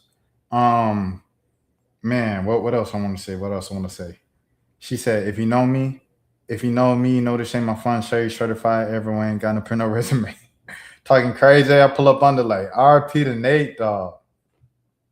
This is crazy, bro. If y'all ever like tried to start something from the ground up, dog, it is so difficult to pick up. You trying to find any type of way to get up there. Like Jada used her influence and she used her following on social media and being desired by a lot of people online, and also being, you know, her proximity to Lil Baby and everything like that, being family with Lil Baby. Like she used all of these things to try to, hey, I'm an entrepreneur. I got this product. So for to finally take off, I mean, I feel like it's been, you know what I mean, but for a Black designer, Black entrepreneur, everything like that, get 200,000 orders. Oh, I know that was just like, bro, finally. Because she had the fame for a long time. Jada Waiter, Des Dior, and then on the other side of things, like Ari and stuff, I know they might have some social media stuff going on right now, but like they've been working for a long, long time. And to be famous and known and everything that long, but it's not resulting into the sales of your business the way that you want it to, I can imagine it's pretty frustrating for them, because it's like, folks know us. Why isn't this working? You know, so for this to click and for it to work and stuff like that, I'm just so happy for Jada Waiter. I hope everything's going well for her, her business, and all of her loved ones there supporting her as well. So salute to Jada Waiter. W entrepreneurship, W pushing, W dreamer. Next. Summer Walker, she talking about the dance attempt. I saw a video. It's a TikTok trend. It's actually hilarious to me. I thought it was really funny. But like, I wasn't being mean. The girl came up to me and she was like, do the dance. Oh, I can't even do the dance because I don't even like, okay. I'm 29, babe. I'm gonna be TT, I'm gonna be 30. I'm gonna be 30 in a few months. I have 3 kids, I have a job. I'm a full-time, half-time spiritualist. That means that requires a lot of time, a lot of work. I wear many hats. I got a lot of stuff to do. I'm a full-blown singer. I'm planning tours. I'm writing songs. I'm dropping albums. I'm doing content. I'm doing a lot of things. I'm gonna tell you one thing that I don't know is them TikTok dances. I didn't know what she was doing. All I could do was smile and wave. I was trying to be nice. I said, to this day, I don't know what the dance is. Titi don't know. I don't know. I don't watch TikTok dances. I have a lot of stuff to do. I use TikTok to look up where to get food when I get to a new city. That's all I use TikTok for. I don't know. I don't even know how to use TikTok. I don't know how to use TikTok Shop or none of that. All these apps moving too fast for me. All I know how to work is Instagram, and that's it. I don't know how to work no Snapchat, them threads. Nothing. I barely know how to work that email. Okay? I don't know that dance. I don't know none of them dances. So I'm gonna just say this right now. Don't come up to me, record me with no dance. I'm doing exactly what I did every time. I'm saying, I don't know. I didn't know what she was doing. I thought she was gonna hit a kung fu or something. So no disrespect to her. I'm glad we got that out the way. What they said, you could have swayed. What'd she say? See, look at me. I don't even know how to read this. You could have swayed. You look stuck, uncomfortable. I was uncomfortable. Somebody just came up to me and started dancing in my face. I don't know, and I didn't even know what they was doing. I was uncomfortable, but it's okay. I smiled through it. I get where she's coming from. I do think that was a long explanation to say, like, I didn't know the dance. You're not that old, bro. You 29. She's trying to make it sound like she's 89. The internet will make you try to think that 29 is 89. Bro, at the end of the day, 29 is 29, Summer Walker. If you live to 100, you're not even a third through your life yet. Next, Silky and the Stray. Wait, hold on. You got a. I didn't even know you had a dove on your neck. You got that soaring throat. You got that soaring throat and the flowers. Your shit's sprouting. My grandma, bro. Chill. Wait, what this? No way. On the side of his neck, the shit say frost. His neck is cold. What are you talking about? Your neck is cold. Bro, your real name is Eugene, nigga. Fuck the Silky. What are you talking about, nigga? That ass. Tell me your real name and take off your do-rag. It's 85 degrees, nigga, every day. Fuck you talking about, nigga? Yeah. And you got extensions. Tell the truth. I don't have extensions. That ass. And you got grills all day because you got molars in the back of your mouth. And you got cavities. I haven't had grills since October. Yes, bro. I haven't had grills. This man's Silky, bro. All right, next. Dejane Silky. Hey, who am I? Hey, who am I? I was just laughing. Who am I? All my life I turn around, nobody touched me, nigga. All my life I turn around, nobody touched me. I'm God, I swear to God I'm good. I swear to God I'm good. I'm good. I turn around, nobody touched me, nigga. Hey, those were the days. I thought that was laugh. Those were low key the days. That nigga can't even laugh no more. Those are low key the days. I'm not gonna lie. Next. Silky, he went to the Capaholics house if you guys are like wondering what's going on. What's the next scene? Silky and DDG talking. Yeah, niggas. I don't see niggas. Yes. They was like, yo, nah, it was were you okay? Now that we're here, were you really tight about that? About what? What I said during the stream, and I was like, that shit was corny. When Shorty went up on the stage, because he was like, yo, it's time to suit up, put your helmets on. And Nick, I ain't lie, they started frying your shit, gang. No, I ain't say that because of that. Word too, I remember you saying that, and they was like, nigga, we not putting our helmets on. I didn't say no. That wasn't true. I remember what you did. No, I said that because it's your girl. That's all that is. But other than that, it wasn't no calm versus calm shit. Were you on up? I'm talking about. I gotta take this. I'll be right back. It wasn't no calm versus calm. No, I know it was a calm versus calm, but it was on some shit like where that happened, and he was like, "Yo, it's time to suit up," and it was literally after like I said what I said. Oh, I remember that. Bro said what they said. Nah, they've been going at it before that, bro. I don't know what happened. Her? No, she ain't got nothing to do with it. I'm talking about 5-star in my community. Wait, so you told them to suit up because of that? No, I told them to suit up because we was getting hated on. Okay. I don't know. By who? Bro, I'm dead ass, bro.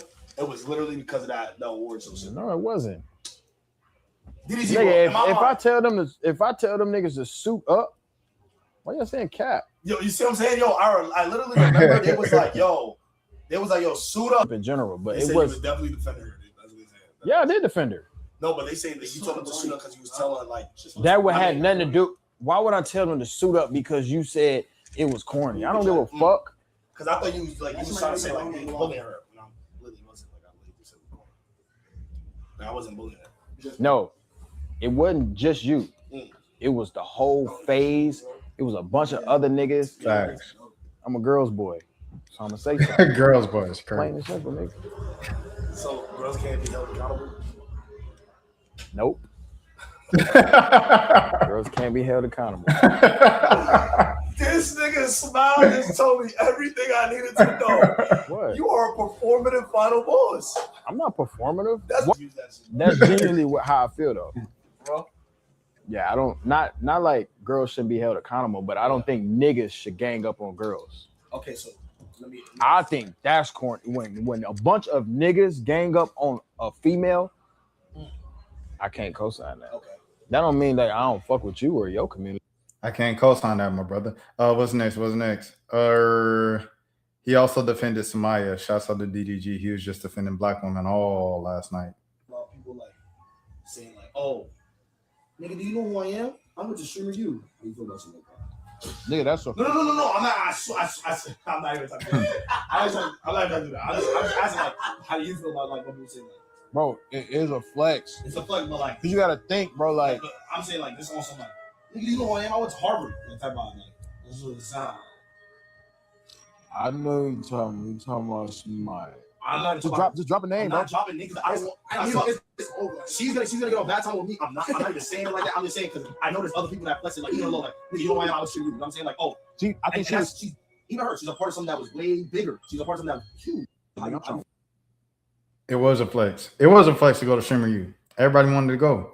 And then when it started, especially, everybody wished they were there. Made every nigga look at it like, damn, I gotta start setting my content up. I gotta start doing big shit. Facts. Aiden with the E-Days, well, which, you know, I was an inventor of E-Days, right? Facts. For real? Yeah, me and Stacky both. You said for real? Inventor of E-Days, but he popping around. Aiden is the GOAT. Yeah. That nigga started all this shit, bro. So it's like, yeah, he you know, was able to everybody. But he ruined his legacy from what he's been doing. But Aiden started all of this, so 100%. Aiden should be like looked at as like, bro, you changed the landscape of me. They're never warned.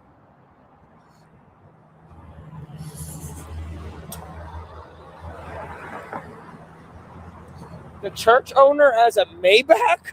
Is Drewski's skit coming to life?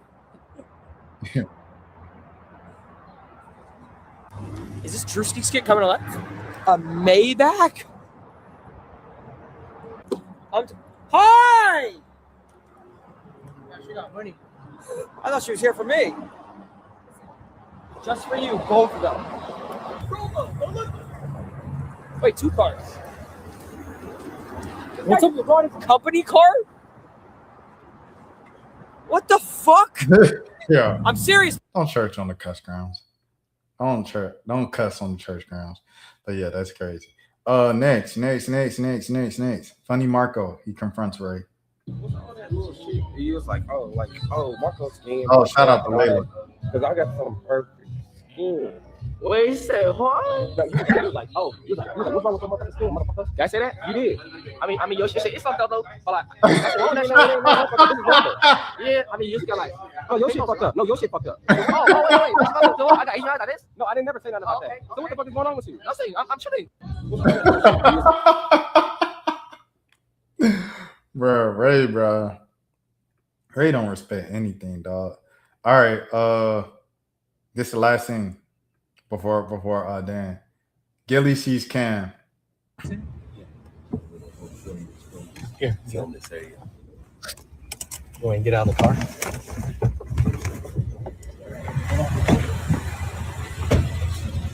You seen this man in traffic and pulled over. You was not talking that shit for a catch. Oh, yes! Oh, yes! Hey, Cam already knew who it was. He thought he was sneaking up on him. Cam already knew who it was. Oh, yes! Oh, yes! Hey, yo, everything he said about Jalen Hurts was right, bro. Where are the Philadelphia Eagles, dog? If Jalen Hurts, what did I say? Jalen Smith? Jalen Hurts is right, bro. Where is Jalen Hurts? Where is Jalen Hurts right now? Oh, yes! How you doing, bro? Oh, my God, you doing, bro? No, we can't show this footage because we're supposed to hate each other. Oh, here we go. I'm good, brother. They acting like they ain't having no real smoke towards each other. Talking about we supposed to hate each other. Acting like they ain't never had no real smoke. Oh no, that was real smoke over Cam saying that Jalen Hurts was not the quarterback that he was. 100%. He's not the quarterback he was, bro. Jalen Hurts was never one of the greatest, if not the greatest college football player of all time. Well, Tim Tebow probably great, but like Cam probably had the greatest college football season, individual season of all time. And then he had one of the best NFL seasons. Come on, man. Stop playing with Cam Newton, bro. Stop playing with Cam Newton, man. All right, with that being said, it's that time, brother. It's that time, ladies and gentlemen. Y'all give it up, man. After a long week away from the channel, our boy is back in the building, man. Y'all give it up, bro. Y'all give it up, bro. It's that time, ladies and gentlemen. Come on, what are we doing tonight? It's that time. Super Bowl Eve. They're about to play the celebrity game. It feels weird not being at the Super Bowl once again, but you know what is a constant in life? Our boy is in the building, man. Y'all give it up. For Dan the man, man. Y'all give it up for Dan the man. Let's go. Dan. What up, Rashad? What up, people out there in the universe, in the world, and everything else? What up, everybody? You see, we don't even have the usual crew in here, but it was still a nice low crowd during the live because it was. It's not 3 a.m.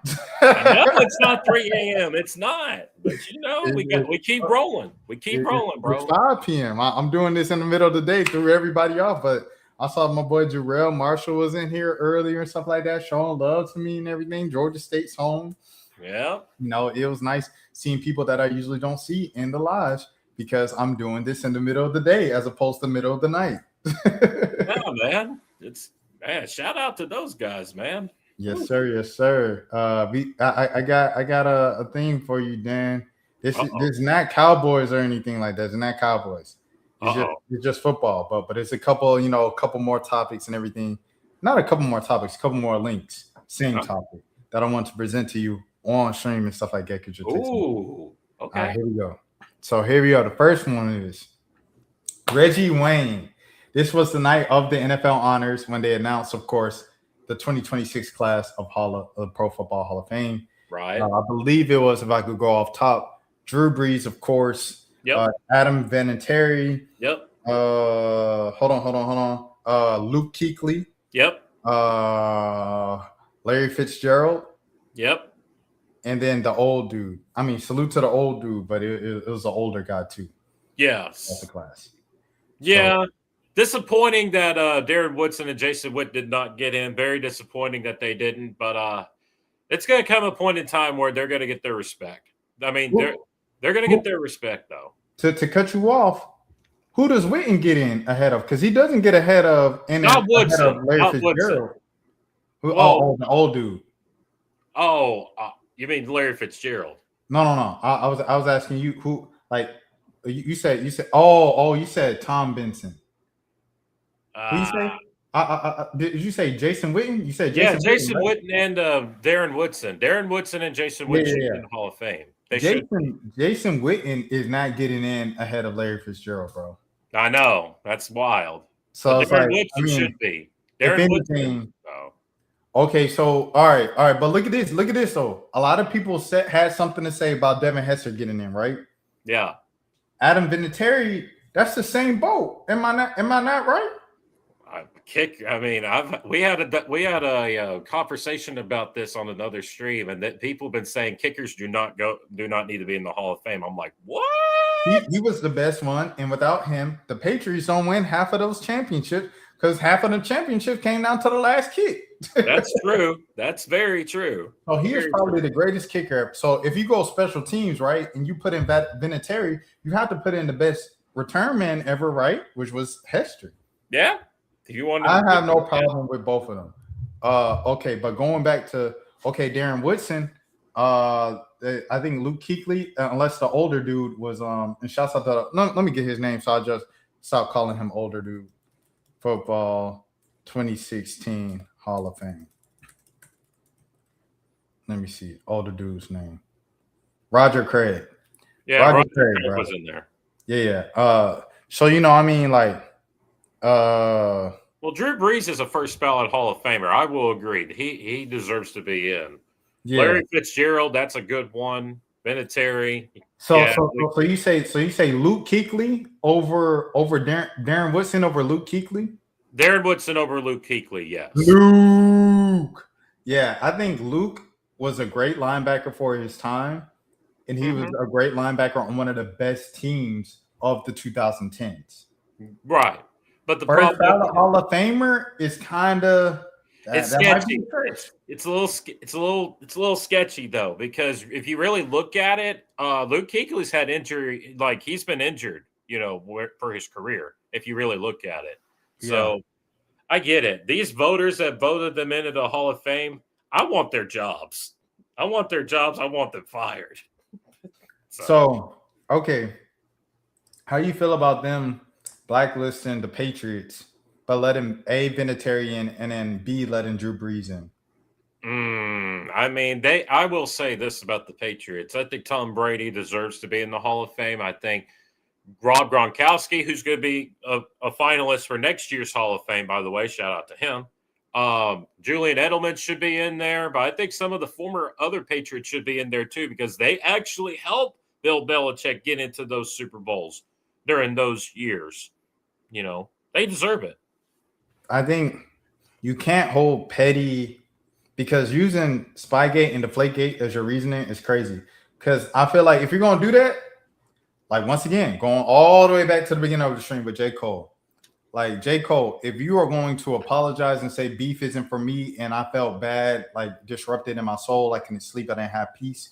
If we're going to do that, do that. Just be a peaceful rapper.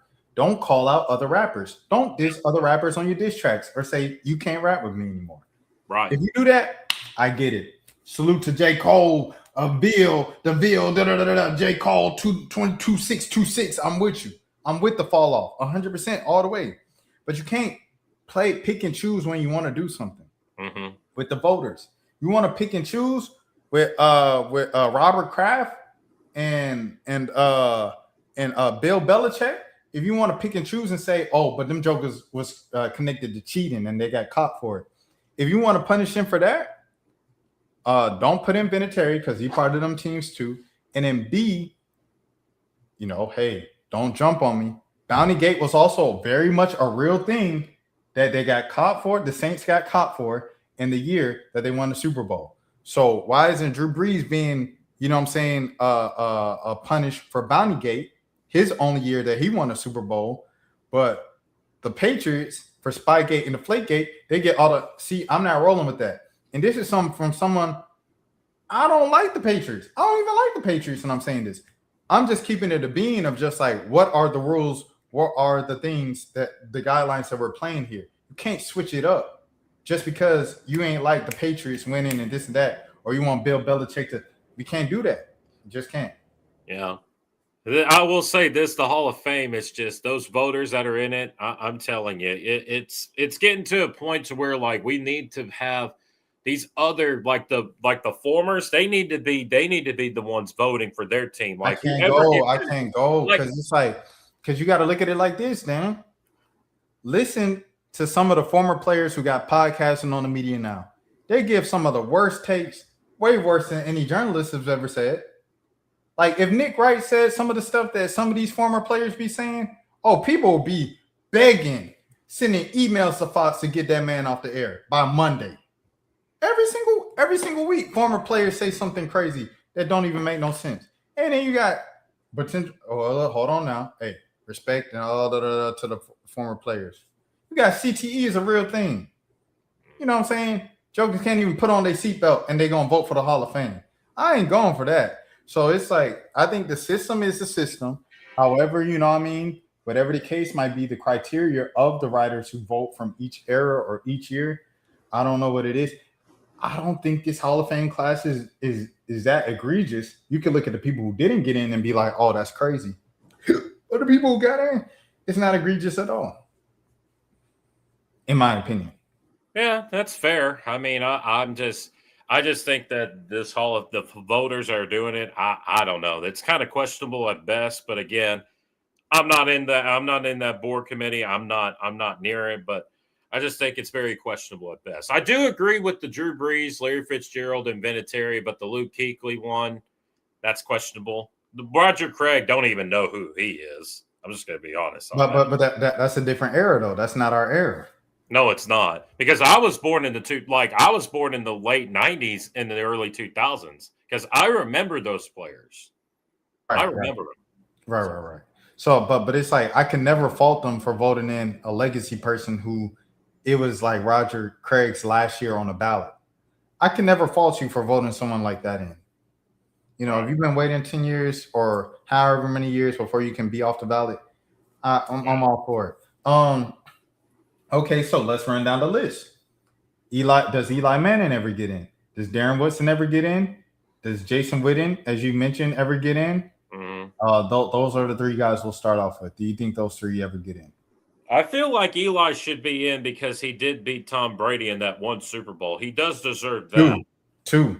Oh, two of them. Yep. So that I forgot about that. So Darren Woodson should obviously be in because he obviously led the Cowboys in tackles that one season, and he actually led them to those Super Bowl to those Super Bowls, by the way, as well. Jason Witten is clearly a Hall of Fame tight end. Even though the Cowboys didn't go into the Super Bowl those years, he still was able to fight hard in what he did as a tight end. Because if you look at his career, he's only missed one game as a tight end. And really, if you look at it, he's one of the toughest white boys on that team. He really was. See, Witten is a difficult thing because he was never hands down the best tight end in football. Correct. Like, it was like Gonzalez was always the best tight end his entire time. So And it's like once you get down to someone like a Jason Witten, now it's like, okay, does Algernon Crumpler get considered? Now you open that, you know what I'm saying, can of grapes. Like, because you had Antonio Gates got in when he got in. Tony G got in when he got in. Okay, Witten was like the tier below Antonio Gates and Tony Gonzalez. So I think but the only missed one game is a great argument.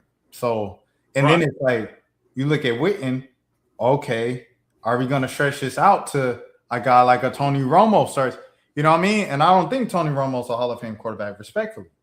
Yeah, well, I mean, I'm sure he's going to be in the Cowboys Hall of Fame for sure. I think 100%, 100%, and I can respect that. So I will say, I just think overall the Hall of Fame, it's just, I think when people go to the Hall of Fame game that's going to be coming up like in the next few months and whatnot, I think people should desire to go there because it is a fun experience. You get to meet the former players and you get to hang out with your family and stuff like that and watch the game. But you just got to be careful. You know, you got to pay to get in as well. You got to pay to get in. Well, what do you think the game is this year? I think it's probably going to be the Saints and the Cardinals.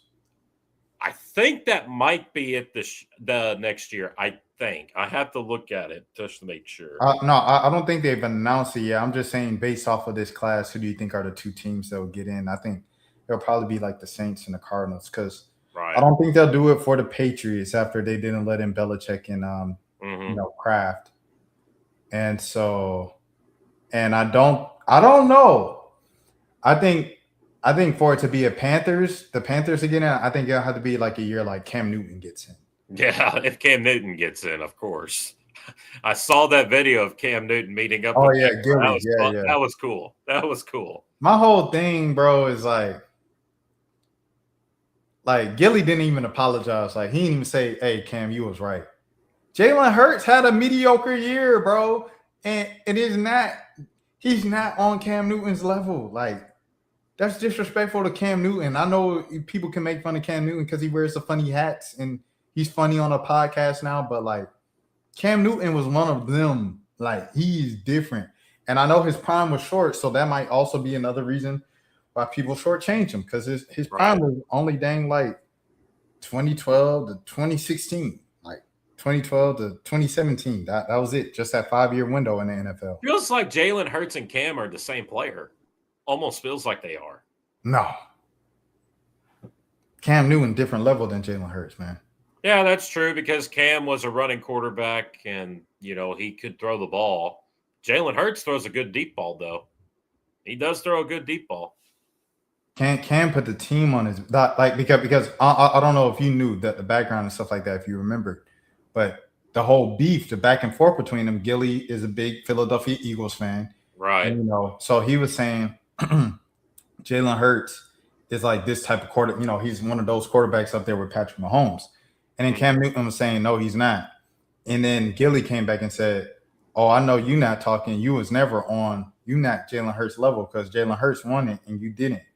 And so that's where the back and forth came from before the season. And then now they play the season. Jalen Hurts has an underwhelming season. The Eagles have an early exit out the playoffs. And Cam Newton is still a legend. Like I said, one of the best college seasons in the history of college football, one of the best NFL seasons of his time. So it's like, I don't think people can just brush that off to the side just because he didn't get it done in a big one. He didn't die for the ball when he probably would have broke his stuff. Yeah. He went for that loose ball in the Super Bowl. It is what it is at this point. I mean, I'm going to be busy this weekend because I got invited to a Super Bowl party tomorrow night. So I think that Super Bowl, hold on, but before we go to that Super Bowl, Cam Newton, Carolina, and Denver, Peyton Manning. I was sick, and I was on the couch, and I was in and out of sleep. And I remember waking up and just seeing the confetti come down, and Peyton Manning shaking hands with Cam Newton after the game, and that was it. And like I think I went back to sleep or whatever. But I was sick that night. I remember that Super Bowl. Did you remember that Super Bowl before we get into this one, Dan? I do remember that. Peyton Manning got the MVP in that game as well because he actually had a good performance against Cam Newton. And I think Peyton Manning is a true Hall of Famer in my personal opinion. Oh, obviously, yeah. They're like Manning, Tom Brady. You can even go Drew Brees, Aaron Rodgers. Yeah. Aaron Rodgers will probably be a Hall of Famer. I'm just saying, like the 2000s quarterbacks of what, like when I grew up. What did you say? Matt Ryan's a Hall of Famer? I mean, he did have a 28-3 lead against the Patriots, but then the Patriots came back and beat the 31-28. So You don't play defense. I know, but that defense by Atlanta, that was kind of suspect. I'm sorry. He didn't play defense. Like, That's right. If Devontae Freeman would have made that block, he wouldn't get stripped, which led to the whole tying score that sent into overtime, and the rest is history. Yeah. We came up across like the how many year anniversary? 9-year anniversary of that game earlier this week, and some Saints fans and stuff are trolling about it on social media and everything. Right. It was the same night where Drew Brees got inducted into the Hall of Fame. But for me, bro, that was the saddest moment of my life, bro. I ain't gonna lie. That was the saddest moment of my life, bro. It was crazy. It was that was that hurt. That was when my dad was like, I ain't even watching football no more. That one was tough. But I think regardless of all that stuff, his 2016 season otherwise was flawless. I think it was, what I'm saying? Like people talk about Drew Brees and stuff, but Drew Brees, I don't know if people remember, but a lot of those seasons and times it felt like he was kind of stat padding and everything like that. And, so I don't know. I feel like Matt Ryan, his resume stacks up. We'll see who his competition is. Like if it's between Eli Manning and Matt Ryan, who gets in, it'll probably be Eli. So I don't think Matt is a first ballot Hall of Famer. I think he eventually gets in at some point, though. Phillip Rivers is probably going to get into. So. Right. Big Ben will probably get in at some point. Oh, yeah, for sure. So there's that. With that being said, Dan, you said you're going to a Super Bowl party tomorrow. Oh, wait, hold on. I have one more thing before we get into your Super Bowl plans and everything. There's a guy named Willie Anderson. He also posted. Also really? not making the Pro Football Hall of Fame. Seeing the joy in Roger Craig's face brought a tear, but it also calls for attention. The pressure voters were under regarding the usual number of 8 players inducted in previous years before 2025. Before Hall of Famers complained too many guys were getting in. This is similar to feel how the Bengals Ring of Honor that only allows 2 guys in after 30 to 40 years not having one. It's going to create a crazy logjam.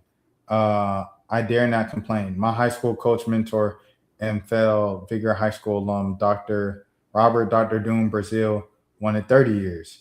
Just saying, I wish the people who put the pressure on the voters will make a statement and take that pressure off the voters to return it back to its original amount of inductees. Oh, that's a good point. Okay, so another year passed by, the 5th year in a row that I've been nominated as a finalist for the Pro Football Hall of Fame. And we got the call that didn't make it once again.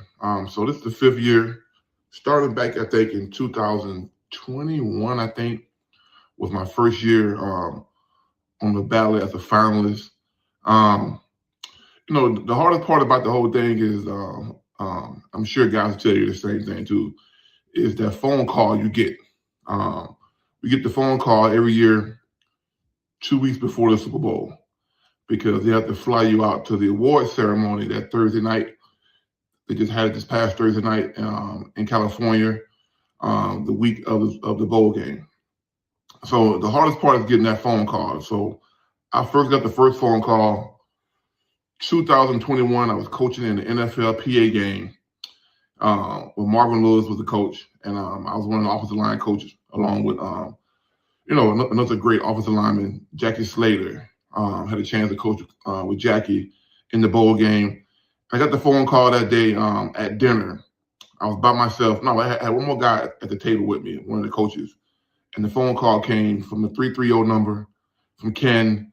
And I heard the guy, he was all somber on the phone, say, "Hey, Willie, this is such and such from Canton, Ohio, Pro Football Hall of Fame, letting you know that you didn't make it." So I proceeded to get that phone call the next, 4 years in a row. This is my 5th year getting a phone call. I got it the other day, getting ozone IVs, at the doctor. And I saw the number come up because I knew the phone call was coming up soon. And I tell myself every freaking year that I'm not going to be affected by it. I told my girl I'm not going to be affected by it. I'm not going to be sad about it. And as soon as that freaking phone call comes and you see that 330 number come and you hear the guy name, the guy on the other end of the phone, he's actually a guy who I met. I forget his name. I met this guy in Cincinnati a couple years ago because he presented the late, great Ken Riley's family with his Hall of Fame ring at one of our Bengals ring of honor ceremonies. And I met the guy. So now we met a couple years ago. The same guy that called me every year now the past 2 years to tell me that I haven't been in. It's a hard feeling, man. And I feel bad for about a good day. I'm not gonna lie. I feel super bad. Like I say every year, I'm not gonna feel bad, but I feel like crap every year. The first couple years I felt really bad. This past year I didn't feel as bad because I kind of told my supporters, Bengal Jim, I told my presenter, Jeff Hobson, who I think does a great job. I told him that I was preparing for it. Once we learned that they had cut down to 3 people, like last year, 2025 was the first class they cut down from 3 modern guys, which I'm in the modern group. The modern group, how can I explain it? Guys who just finished playing, then there's the senior category. I'm doing a bad job explaining. I'll explain all this later in a later video, but there's 2 classes. There's the senior class. The senior class this year was, Bill Belichick, Robert Kraft, Kenny Anderson, L.C. Greenwood, and Roger Craig, which in years past, they would pick 3. So if you go back and look prior to 2025, there'll usually be 8 guys total make it. There'll be five modern guys, and then there will be 3 senior guys.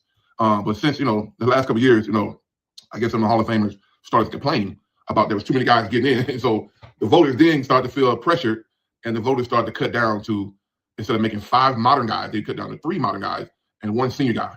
Well, this past class, they cut down to 4 modern guys. So I think the 4 modern guys was Fitzgerald, Fitzgerald,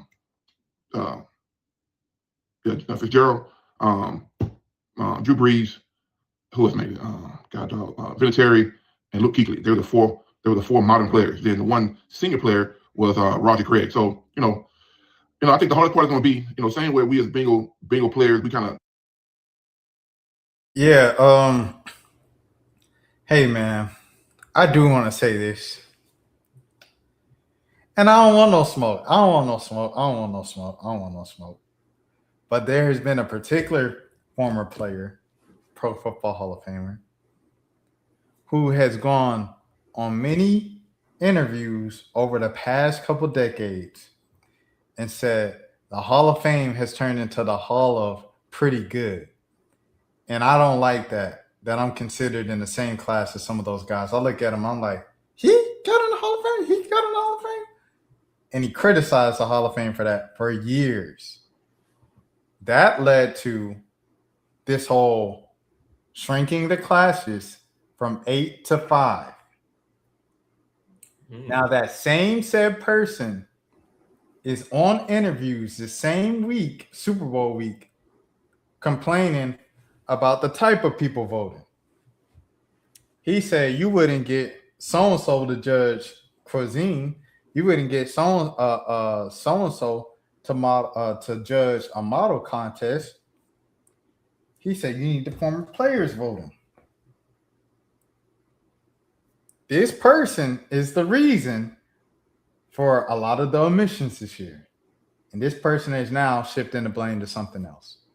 At what point is this person going to be held accountable? I don't want no smoke. That's why I ain't saying no names.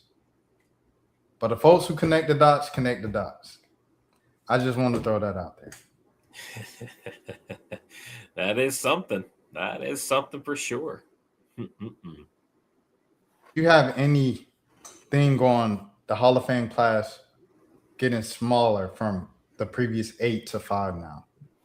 I mean, I wish I could say what I want to say about the Hall of Fame, but I'm not in that board or committee. I'm not near them, but I just think the Hall of Fame classes that we've had, I think it's just disappointing. I feel like that former players, that haven't that haven't got in. I think they deserve to be in because of what they do for their team and for their communities and for whatnot. I just think the NFL is just doing some things that are just good. They're totally different, and I just think it needs to change. That's what I think. Okay, so with that being said, but before because you know we got to get to your thing as well. Let's go back to the class. So, what is the class that you will vote in? You got like he said, 4 modern people and then the 1 old person. Who are the 4 modern people that you would have voted in this year, and who would be the 1 old person that you would have got in this year? The 4 modern people, I would have taken obviously Drew Brees. I would have obviously took Larry Fitzgerald. I probably would have taken Hines Ward because I think Hines Ward would be a good candidate as well. That's a good one. Who else? I want to say Reggie Wayne. I want to say Reggie Wayne could be in there. I mean, I don't know. Reggie Wayne's upset. See, here's the thing. It's like, what is the Hall of Fame supposed to be? Is the Hall of Fame supposed to be like some of the greatest ever or some of the greatest of their time? Reggie Wayne, without a doubt, one of the greatest of his time. Him and Marvin Harrison, oh, them jokers was different. Peyton Manning, oh my goodness. Oh my gosh, they were different. Them jokers was different. They were. Greatest of all time. You know what I'm saying? Like, okay, you got to ask, is he on Larry Fitzgerald level? No, he's not. Is he on Julio Jones level? No, really, no. Is he on Terrell Owens level? No, T.O. is T.O. I'm sorry. So it's like, I feel like that should be the standard of the wide receivers they get in. That might be an unpopular opinion, but I feel like if that's the standard, that should be the standard. Mm-hmm. I mean, as far as the old timer, because Hines Ward is someone I could say, oh yeah, 100%, yeah, Hines Ward, because him and Big Ben have had great success together. I mean, if you really look at it, I mean, what about Antonio Brown? Does Antonio Brown deserve it? No, Antonio Brown doesn't deserve to be in the Hall of Fame. I think he had the talent to be a Hall of Famer, but his prime was just too short. Because he was acting like a nutcase off the field. So he wasn't able to stay on teams long enough to have a long enough resume to be a Super Bowl champion and a Hall of Famer, both of them combined. Because he had Tom Brady too. I mean, Tom Brady could have kept AB in check. He could have. Tom Brady was fighting to keep him in check and keep him in the lead. But Antonio Brown couldn't get out Antonio Brown's way. Mental health, CTE. Yeah, and you saw. I think you remember that moment when he took off his jersey too. If you I don't know. I tell the story all the time, Dan.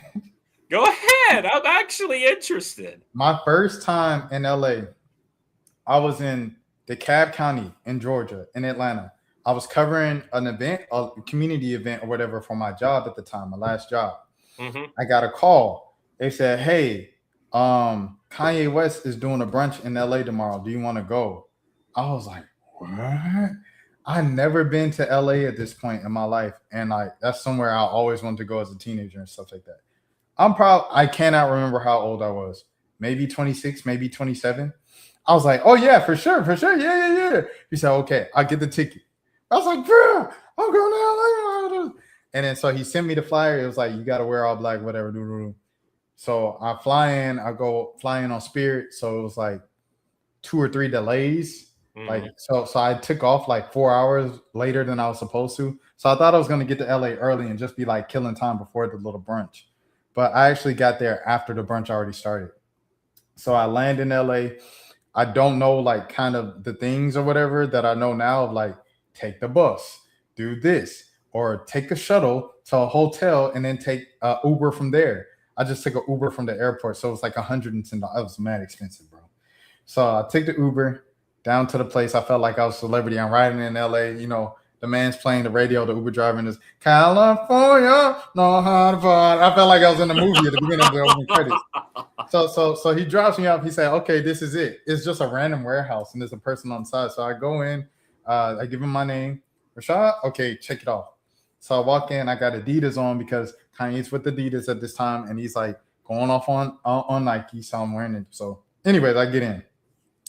And it's just like a dark warehouse, bro, with the lighting for it is like they moved the tiles out of the roof so the sunlight can come in, and that's the lighting. So I'm like, what the heck is this? So and then it's 3 tables, like picnic tables in a triangle. So I'm like, okay, this is weird. So I'm walking around, and on purpose, while I'm looking for a seat, since I'm late, I walked behind Kanye just because I never seen Kanye. And I walked behind Kanye. He like looked back at me, and I was like, oh my God, that's Kanye. I never been to a Kanye concert or nothing. Kanye is like one of my favorite artists ever. It's him, Michael Jackson, and or it's Michael Jackson, Kanye, and then Childish Gambino.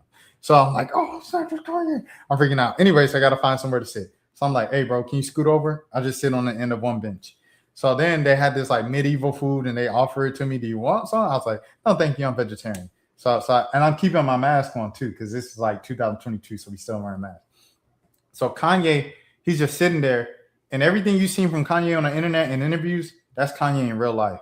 He's literally going from topic to topic to topic to topic. Jason Lee is co-hosting this said brunch with him. So Jason Lee is speaking now on the microphone, and as he's speaking, Kanye goes into his phone. He just starts typing, and then he puts the phone down. He just starts talking again. And he's talking about his interview with Sway. He's talking about Yeezy. He's talking about Sunday service. He's talking about Donda. He's talking about his daughter. He's talking about all this stuff like all in one cohesive running thought, run-on sentence. That's how he speaks. And as he's doing this, after a while, probably like 15 minutes later, guess who walks in? And guess who pulls up to the table?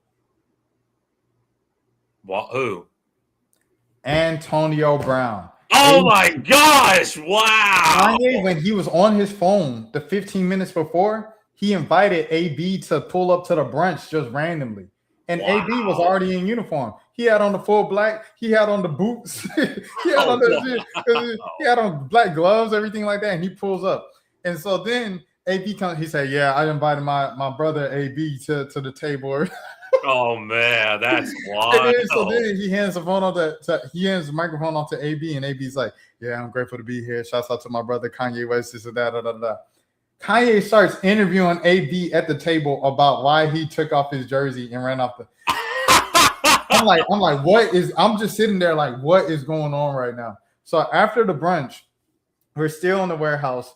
Kanye is kind of like behind security guards, so we can't like, because everybody, of course, want a picture with Kanye. Like, I did a whole brunch with Kanye. This is crazy. I want a picture or something, or a drop or something. He wasn't accessible. Antonio Brown, though, however, was standing around. He took selfies and videos and all that with people and stuff like that. And that is my one interaction with both Kanye West and Antonio Brown, bro. Wow, that's a cool story, bro. That's gonna be a legend. I'm telling you, that's legendary stuff. Yeah, here it is right here, bro. Here it is right here, dog. Hold on, I found a picture of it. You found it? Here's a picture of it, bro. Wow, here's Jason Lee. That's cool. Here's Antonio Brown, and here's Kanye. He literally, and here's some medieval food I was talking about, bro. It was literally medieval food, dog. Wow, some picnic tables, dog. It was crazy. But he texted Antonio Brown in the middle of this, and Antonio Brown showed up like 15 minutes later. Man, shout out to Antonio Brown for making it there. My goodness. Yeah, it was definitely something, bro. I promise you, man. It was something for sure. So shouts out to the Black Futures brunch. I wish I would have another opportunity like this again in my life. It was probably a once in a lifetime thing, but hey, what a once in a lifetime opportunity. Wow, that's pretty wild, bro. Shouts out to Kanye West. Shouts out to Ye, bro. Yeah. But yeah, it was 50 Black journalists and media executives over here. It was great. Trying to see if they got more pictures in this thing, because they uploaded the actual conversation too on Facebook. Because Meta was there and they were talking about the metaverse and everything. Right. But yeah, that's my one story with Antonio Brown. With that being said, like, he asked him about taking off the jersey, and he told him the story that he's always had, which was, I had a bonus in my contract if I get 50 more yards or something like that, right, in the final game of the regular season, then I get the bonus in my contract. So I want the ball. And then throughout the week, though, he said Andy Reid. He was talking to Andy Reid or someone like that. I don't know if it was Andy Reid. I don't know if he was down there, because I don't even sound right. But he was talking to somebody. Dang, I can't remember who it was. But it was a coach that I know, though, that was down there at Tampa at the time. And he was asking AB, were you good to go? AB said, I'm not good to go. I can't perform in the thing. He said, bro, come on. We need this playoff push. This and that. We need to see them. We need you out there. So he said, I'm not good to go. They suit him up anyway, and he goes out there to give it a go. After a couple series, he tells the coach, I'm not good to go. I can't go. I can't go. And he says, if you don't want to play this football game, you can leave right now. And that's what AB did. Wow. So that whole story to tell you the actual story of what was behind AB taking off his jersey and running off the field. Interesting. Yeah. AB, one heck of a dude. I don't want him voting for the Hall of Fame. I know, neither do I. Neither do I. I'm just going to be honest. AB should not be in the Hall of Fame. He should not be. He should not be voting for the Hall of Fame. No, voting and participating in the Hall of Fame, neither. He should neither do any of those things. Neither. So with that being said, man, okay, so you say you go Hines Ward, so you go Drew Brees, Larry Fitzgerald, Hines Ward, and who's your last modern person? It was Reggie Wayne. Reggie Wayne, okay. And then your senior guy, who would your senior guy be? Ooh. Because remember what Buddy said, Willie Anderson said. He said the nominees this year were Belichick, Robert Kraft, and Roger Craig, and him, Willie Anderson. Are we going to count former coaches to be in the Hall of Fame this time? I think that like out of those guys, you can only vote one of those guys in. So yeah. Gosh. I know Jimmy Johnson's already in the Hall of Fame. I know Tom Landry's probably already in. Who else? That Dolphins head coach, Dan Marino? No, he was a player. He was the quarterback. I still take Darren Woodson. I'm sticking to my original one. I'm going Belichick, bro. Ooh, I like that. I like that. He's the greatest coach of all time. He is.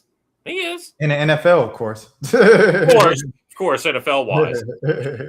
Of course. So I gotta go Belichick, bro. But yeah. Okay. All right. So now we got all the business out the way. I told you my AB story. We talked about the Hall of Fame, everything. Tomorrow is the big game. You say you have some big plans for the big game. Yeah. Just I guess take it from here. Well, my youngest sibling just came in, so we're gonna be watching. It's gonna be our us family to go over to a buddy's house to go watch the game, and my buddy is gonna let me call out the game while we're watching it as well. So that's different. That's pretty cool. Yeah, so it's going to be a great experience. I think it's going to be also, too, that we're going to see what the betting is going to be, how sports betting is going to be and stuff like that. So we're going to see how that goes. We're going to hang out with them. We're going to have a good time. We're going to have I'm probably going to have like 2 glasses of wine at least on that night. So you never know. You never know. Are you also translating the Bad Bunny performance? I'm actually gonna look into it and see if I'm gonna watch it just a little bit. I know we're probably gonna talk about it next week as well, because I'm sure you're gonna have like a little stream about that as well. So I think it would be cool. I think it would be. Uh-oh, did you froze?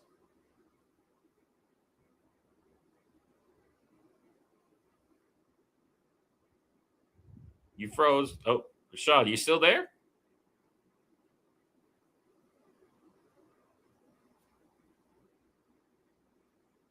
Technical difficulties, everybody. Technical difficulties. Y'all make sure to hit that like button for Rashad, everybody.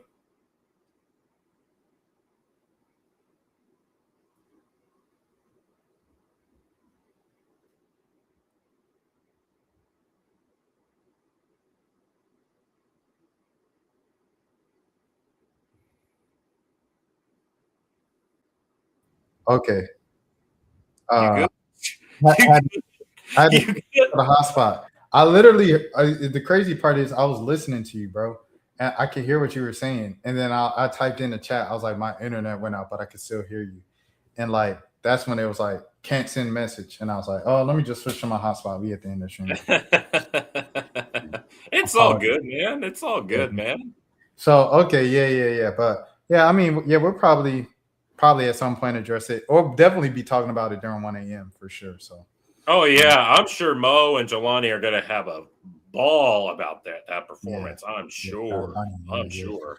For sure. So, yeah, man, it's gonna be interesting to see. I had a couple of party opportunities and stuff like that outside, and I was like, I'm trying to save money, man, trying to budget, bro, trying to budget. So I was like, I'm just sit down.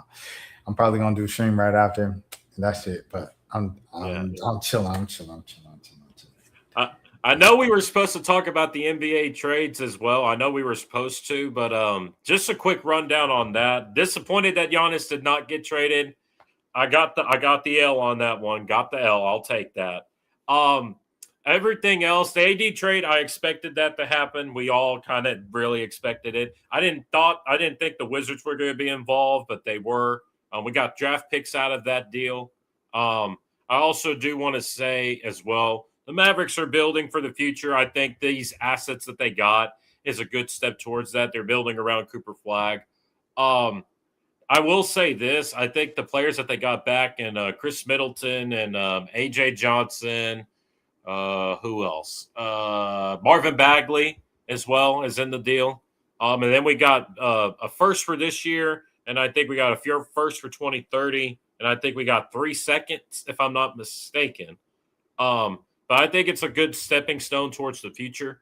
I just believe that if you're the Mavericks, you're looking up and you're building around him. So we're just gonna have to see what happens in these next final stretch of few games here as we get closer and closer to the finals and whatnot. But I like these 2 first-round picks, though. I like them because we're going to have our own first-round pick, which is going to be a top 5 pick, at least in this draft. I know we're going to have like the 30th. I think we're going to have like the 30th pick in the first round this year, if I'm not mistaken. On that. So in that regard, I think it's going to be a good process for us. But I do think that the Mavericks are looking forward to the future with Cooper, for sure.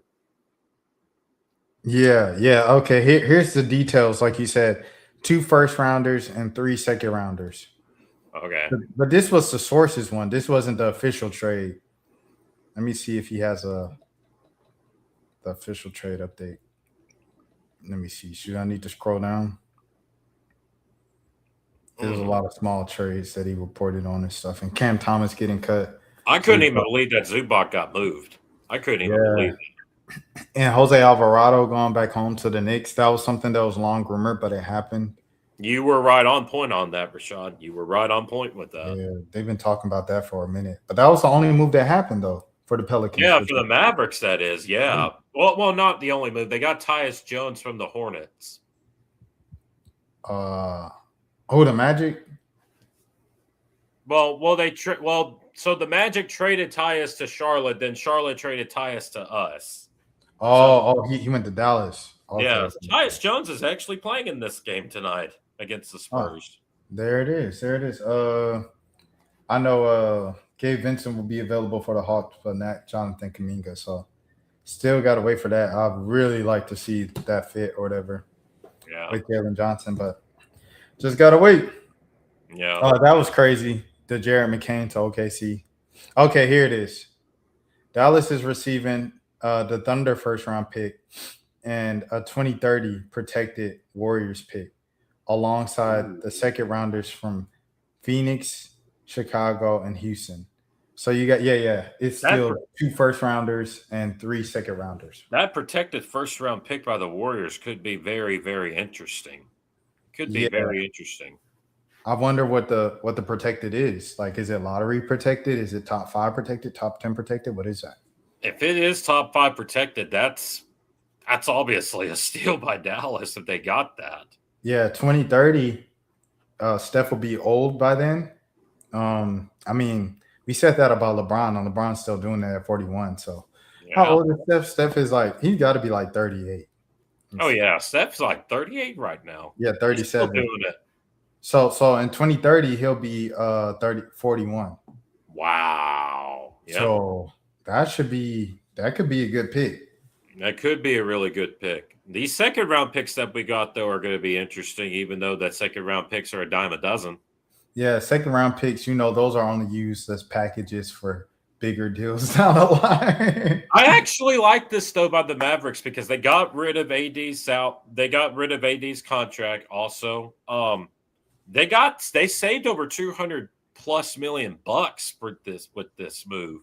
So then they freed up a lot of cap room. So this obviously means that in the summer they might go get a big time player this summer if they build around Cooper properly. So I mean, who's available this summer? Giannis could be available, but we don't know. I don't think Giannis and Cooper. I think they played the same position, don't they? Yeah, Giannis ain't going to Dallas. I'll tell you that right now. No. I don't even know who else would come to Dallas. Miles Turner is signed, I think. I think you really just have to kind of just rebuild around Cooper, have flexibility to sign, vets and all that, get you good little deals and build like that, build slowly. Yeah. We'll have to just see how these players worked out. But there's rumors that Chris Middleton is expected to play on Tuesday against the Suns. But I don't think Chris Middleton needs to play for us. I don't think he needs to. I don't think he needs to. I'm sorry, Chris, but you got to go. Chris got to go. Let me see. You can go play with Giannis if you wish. You can go play with him if you said cut him. What about this trade? This trade was something, huh?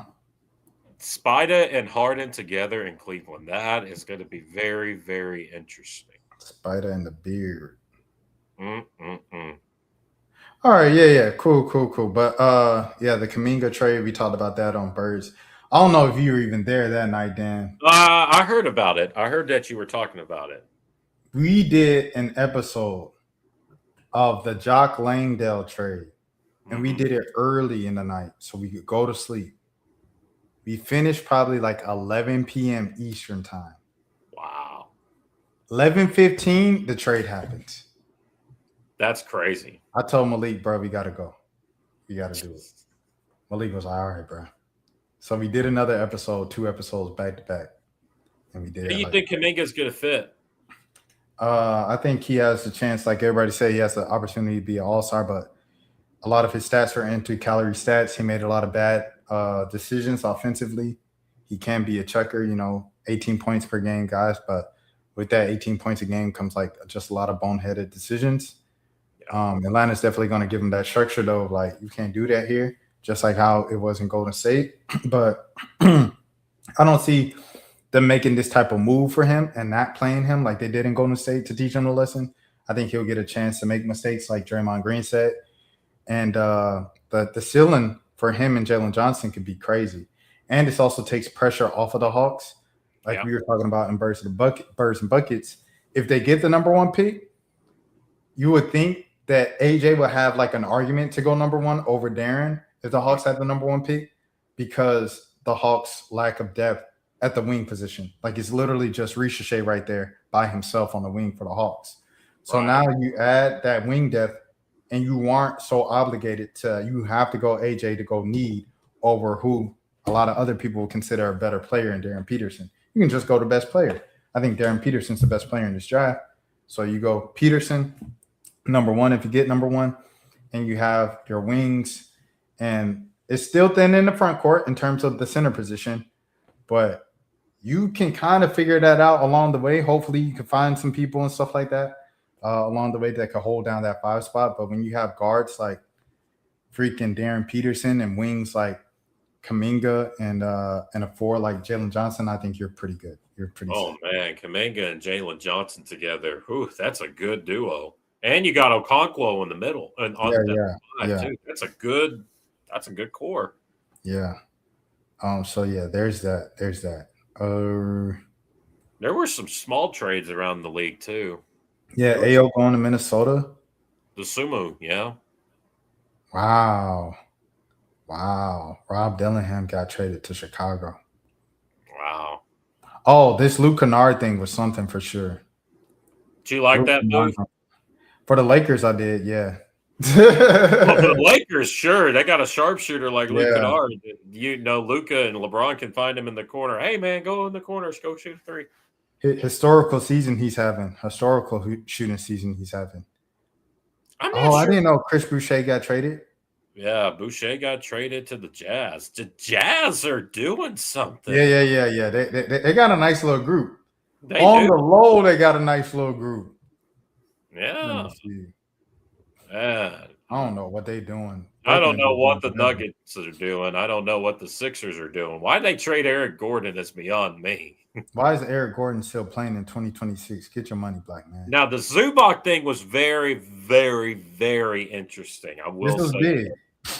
Yeah. This was big. I couldn't even believe that Bennett Mathurin was in this deal. The Mavericks even had interest in him.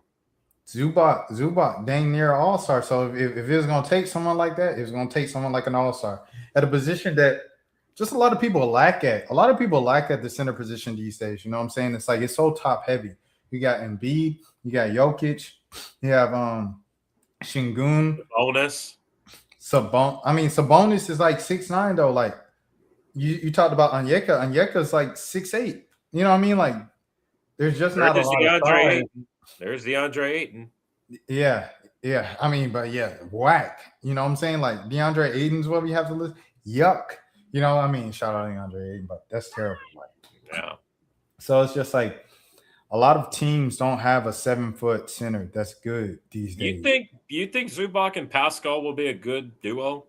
Yeah, because Zubac is he's just a traditional big. So on the block guy, he's not really a stretch guy. And Pascal's a stretch 4, so it could work. It could. Yeah, Siakam's like a hybrid guy. He's a, you know what I mean? He's got a finesse to his game. He's a face-up guy. You think losing Bennett Mathurin is going to be a loss for Indiana? No, not when you get Tyrese Halliburton back, and then you have a good draft pick this year because you're one of the worst teams in the league. If you bring in AJ, come on, bro. Like that's unfair. Tyrese Halliburton, AJ, and Zubac, that's unfair, bro.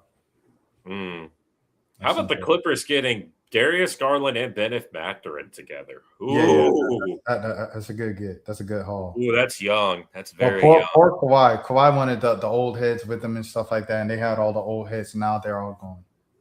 Yeah. The Tyus Jones one is very interesting because I know that Dallas had interest in him this past summer, and I know that they then he went to Orlando, I believe, and then we signed D'Lo. Look how that turned out. D'Lo traded again, and you guys actually get Tyus Jones. Tyus Jones is a great backup point guard, one of the best in the league, and shouts out to Tyus, going to his next spot. Yeah. This was crazy. Like we said, Giannis going back. Cam Thomas getting waived. You know how much a team has to hate you to cut you after the trade deadline because they couldn't find a partner for you? Cam Thomas is a bucket. Cam Thomas has also been described as a headache. So it's like, what do you want to take with it? Does another NBA team want to give him a chance? Even though he's talented enough to be in the NBA? Time will tell. It's been a couple days already. We haven't seen any rumors of him getting signed to a team. Example, we've seen rumors of Lonzo Ball after getting waived by the Utah Jazz. Oh, yeah, this team is interested in Lonzo. The Golden State Warriors are interested in Lonzo. So we've seen rumors with Lonzo. We ain't seen no rumors for Cam Thomas. So Cam Thomas might have to go overseas. Yeah. That's interesting. John Morant not traded. John Morant not traded and Giannis not traded is wild. Yeah, those are definitely like, what the heck? And that's the deadline. Young Bull, Colin Sexton to Charlotte, Anthony Simons. Like people are saying, Chicago's got like 80 guards. I don't know what they're doing over there. Oh my gosh, Chicago! Like a billion guards. See, look, this is a guard right here, like literally. I know. Jaden Ivey, Rob Dillingham, Collins, they all play the same position. Wow. They traded for 4 guys who play the same position. You got Dennis over here in Cleveland now, Jose on the Knicks, Kobe White in Charlotte, Io or Dosunmu, over in Minnesota now. It's a good pickup for Minnesota. Yeah, Benedict over with the Clippers. Zubac, he had a double-double with Boston last night. Who's this? I don't know who that is. Is that? I can't seem to figure out who that is. This is Jordan Tyson. I don't even know who. I ain't even going to flex like I know who that is, boy. AD and Trae Young in Washington, though. That's interesting. Yeah. He said he don't want to play there. He said I'm excited to be here, but then it was like, what about re-signing? He said I got to see what that looks like, which means he don't want to re-sign. But these jokers, man, Washington trade all that away to get somebody. But but they didn't trade none of their real pieces except for AJ. But they still got like mad young players that are good. So AJ Johnson apparently has got upside.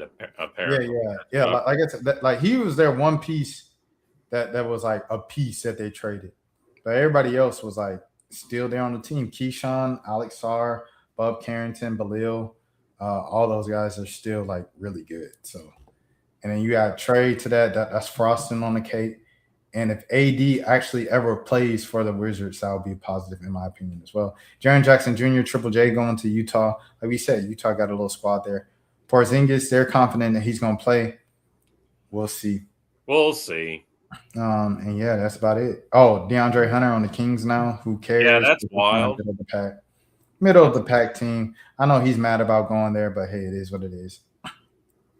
Javon Carter going to Orlando. Mike Conley going back to the Timberwolves, which was like cheating in my opinion. But that's cheating. I'm sorry. That's cheating. Pat Spencer re-signed. He signed an actual full-time deal with the Warriors after being a two-way player this year. He deserves it. Shouts out to Pat Spencer. Congratulations. And yeah, man, there it is. We broke it all down in the quickest way possible. Yeah, we had to do what we had to do, Had to. Well, I appreciate you staying through the internet connections and stuff like that, Dan. Had to try to get the people focused and whatnot. Had to. Oh, appreciate it. And then tomorrow, please be safe. Everything like that at the Super Bowl party. Get there and back in one piece. I will. You say you're going to have a couple sips of wine, so just make sure you drink responsibly for sure. I will, man. I will. All right, cool beans, though. I guess, are we good? I think we're good for the most part. We're gonna have to get back to the song of the day. We'll have to get back on our song of the day thing when we get into a later day, but not right now. So I got you. We'll have to get back on that. I got you. All right, man. I guess we'll sign on out of here, man. Oh man, my banner left. Oh, what the heck? God. My banner left when the internet connection and I came back. All right. Anyways, the ticker. With that being said, my name is Rashad Milligan. This is Dan. If you are new to the channel, this is the road to 10K subs. I appreciate the support so much. Today I got like a lot of subscribers out of nowhere, so I appreciate that. What do I want to say? I want to say, subscribe and follow along because I'm live or have original content posted on this channel each and every single day, like I've done for the past 339 days. Coming up on that 365, baby. That was supposed to be like a pop, but they're closer. And everybody, as always, have a good morning, have a good afternoon, have a good evening, have a good night, have a good day. If nobody else told you today, I care for you. I'm Rashad Milligan. This is Dan the Man. That is Dan with the plan. Until next time, please take care of your. Rashad, why you didn't hit me up? What's up, Rashad? Hey, Rashad. What's up, Rashad? Thank you, Rashad. Brother, I love you, brother. What's up, Rashad? What it do, boy? Hey, Rashad.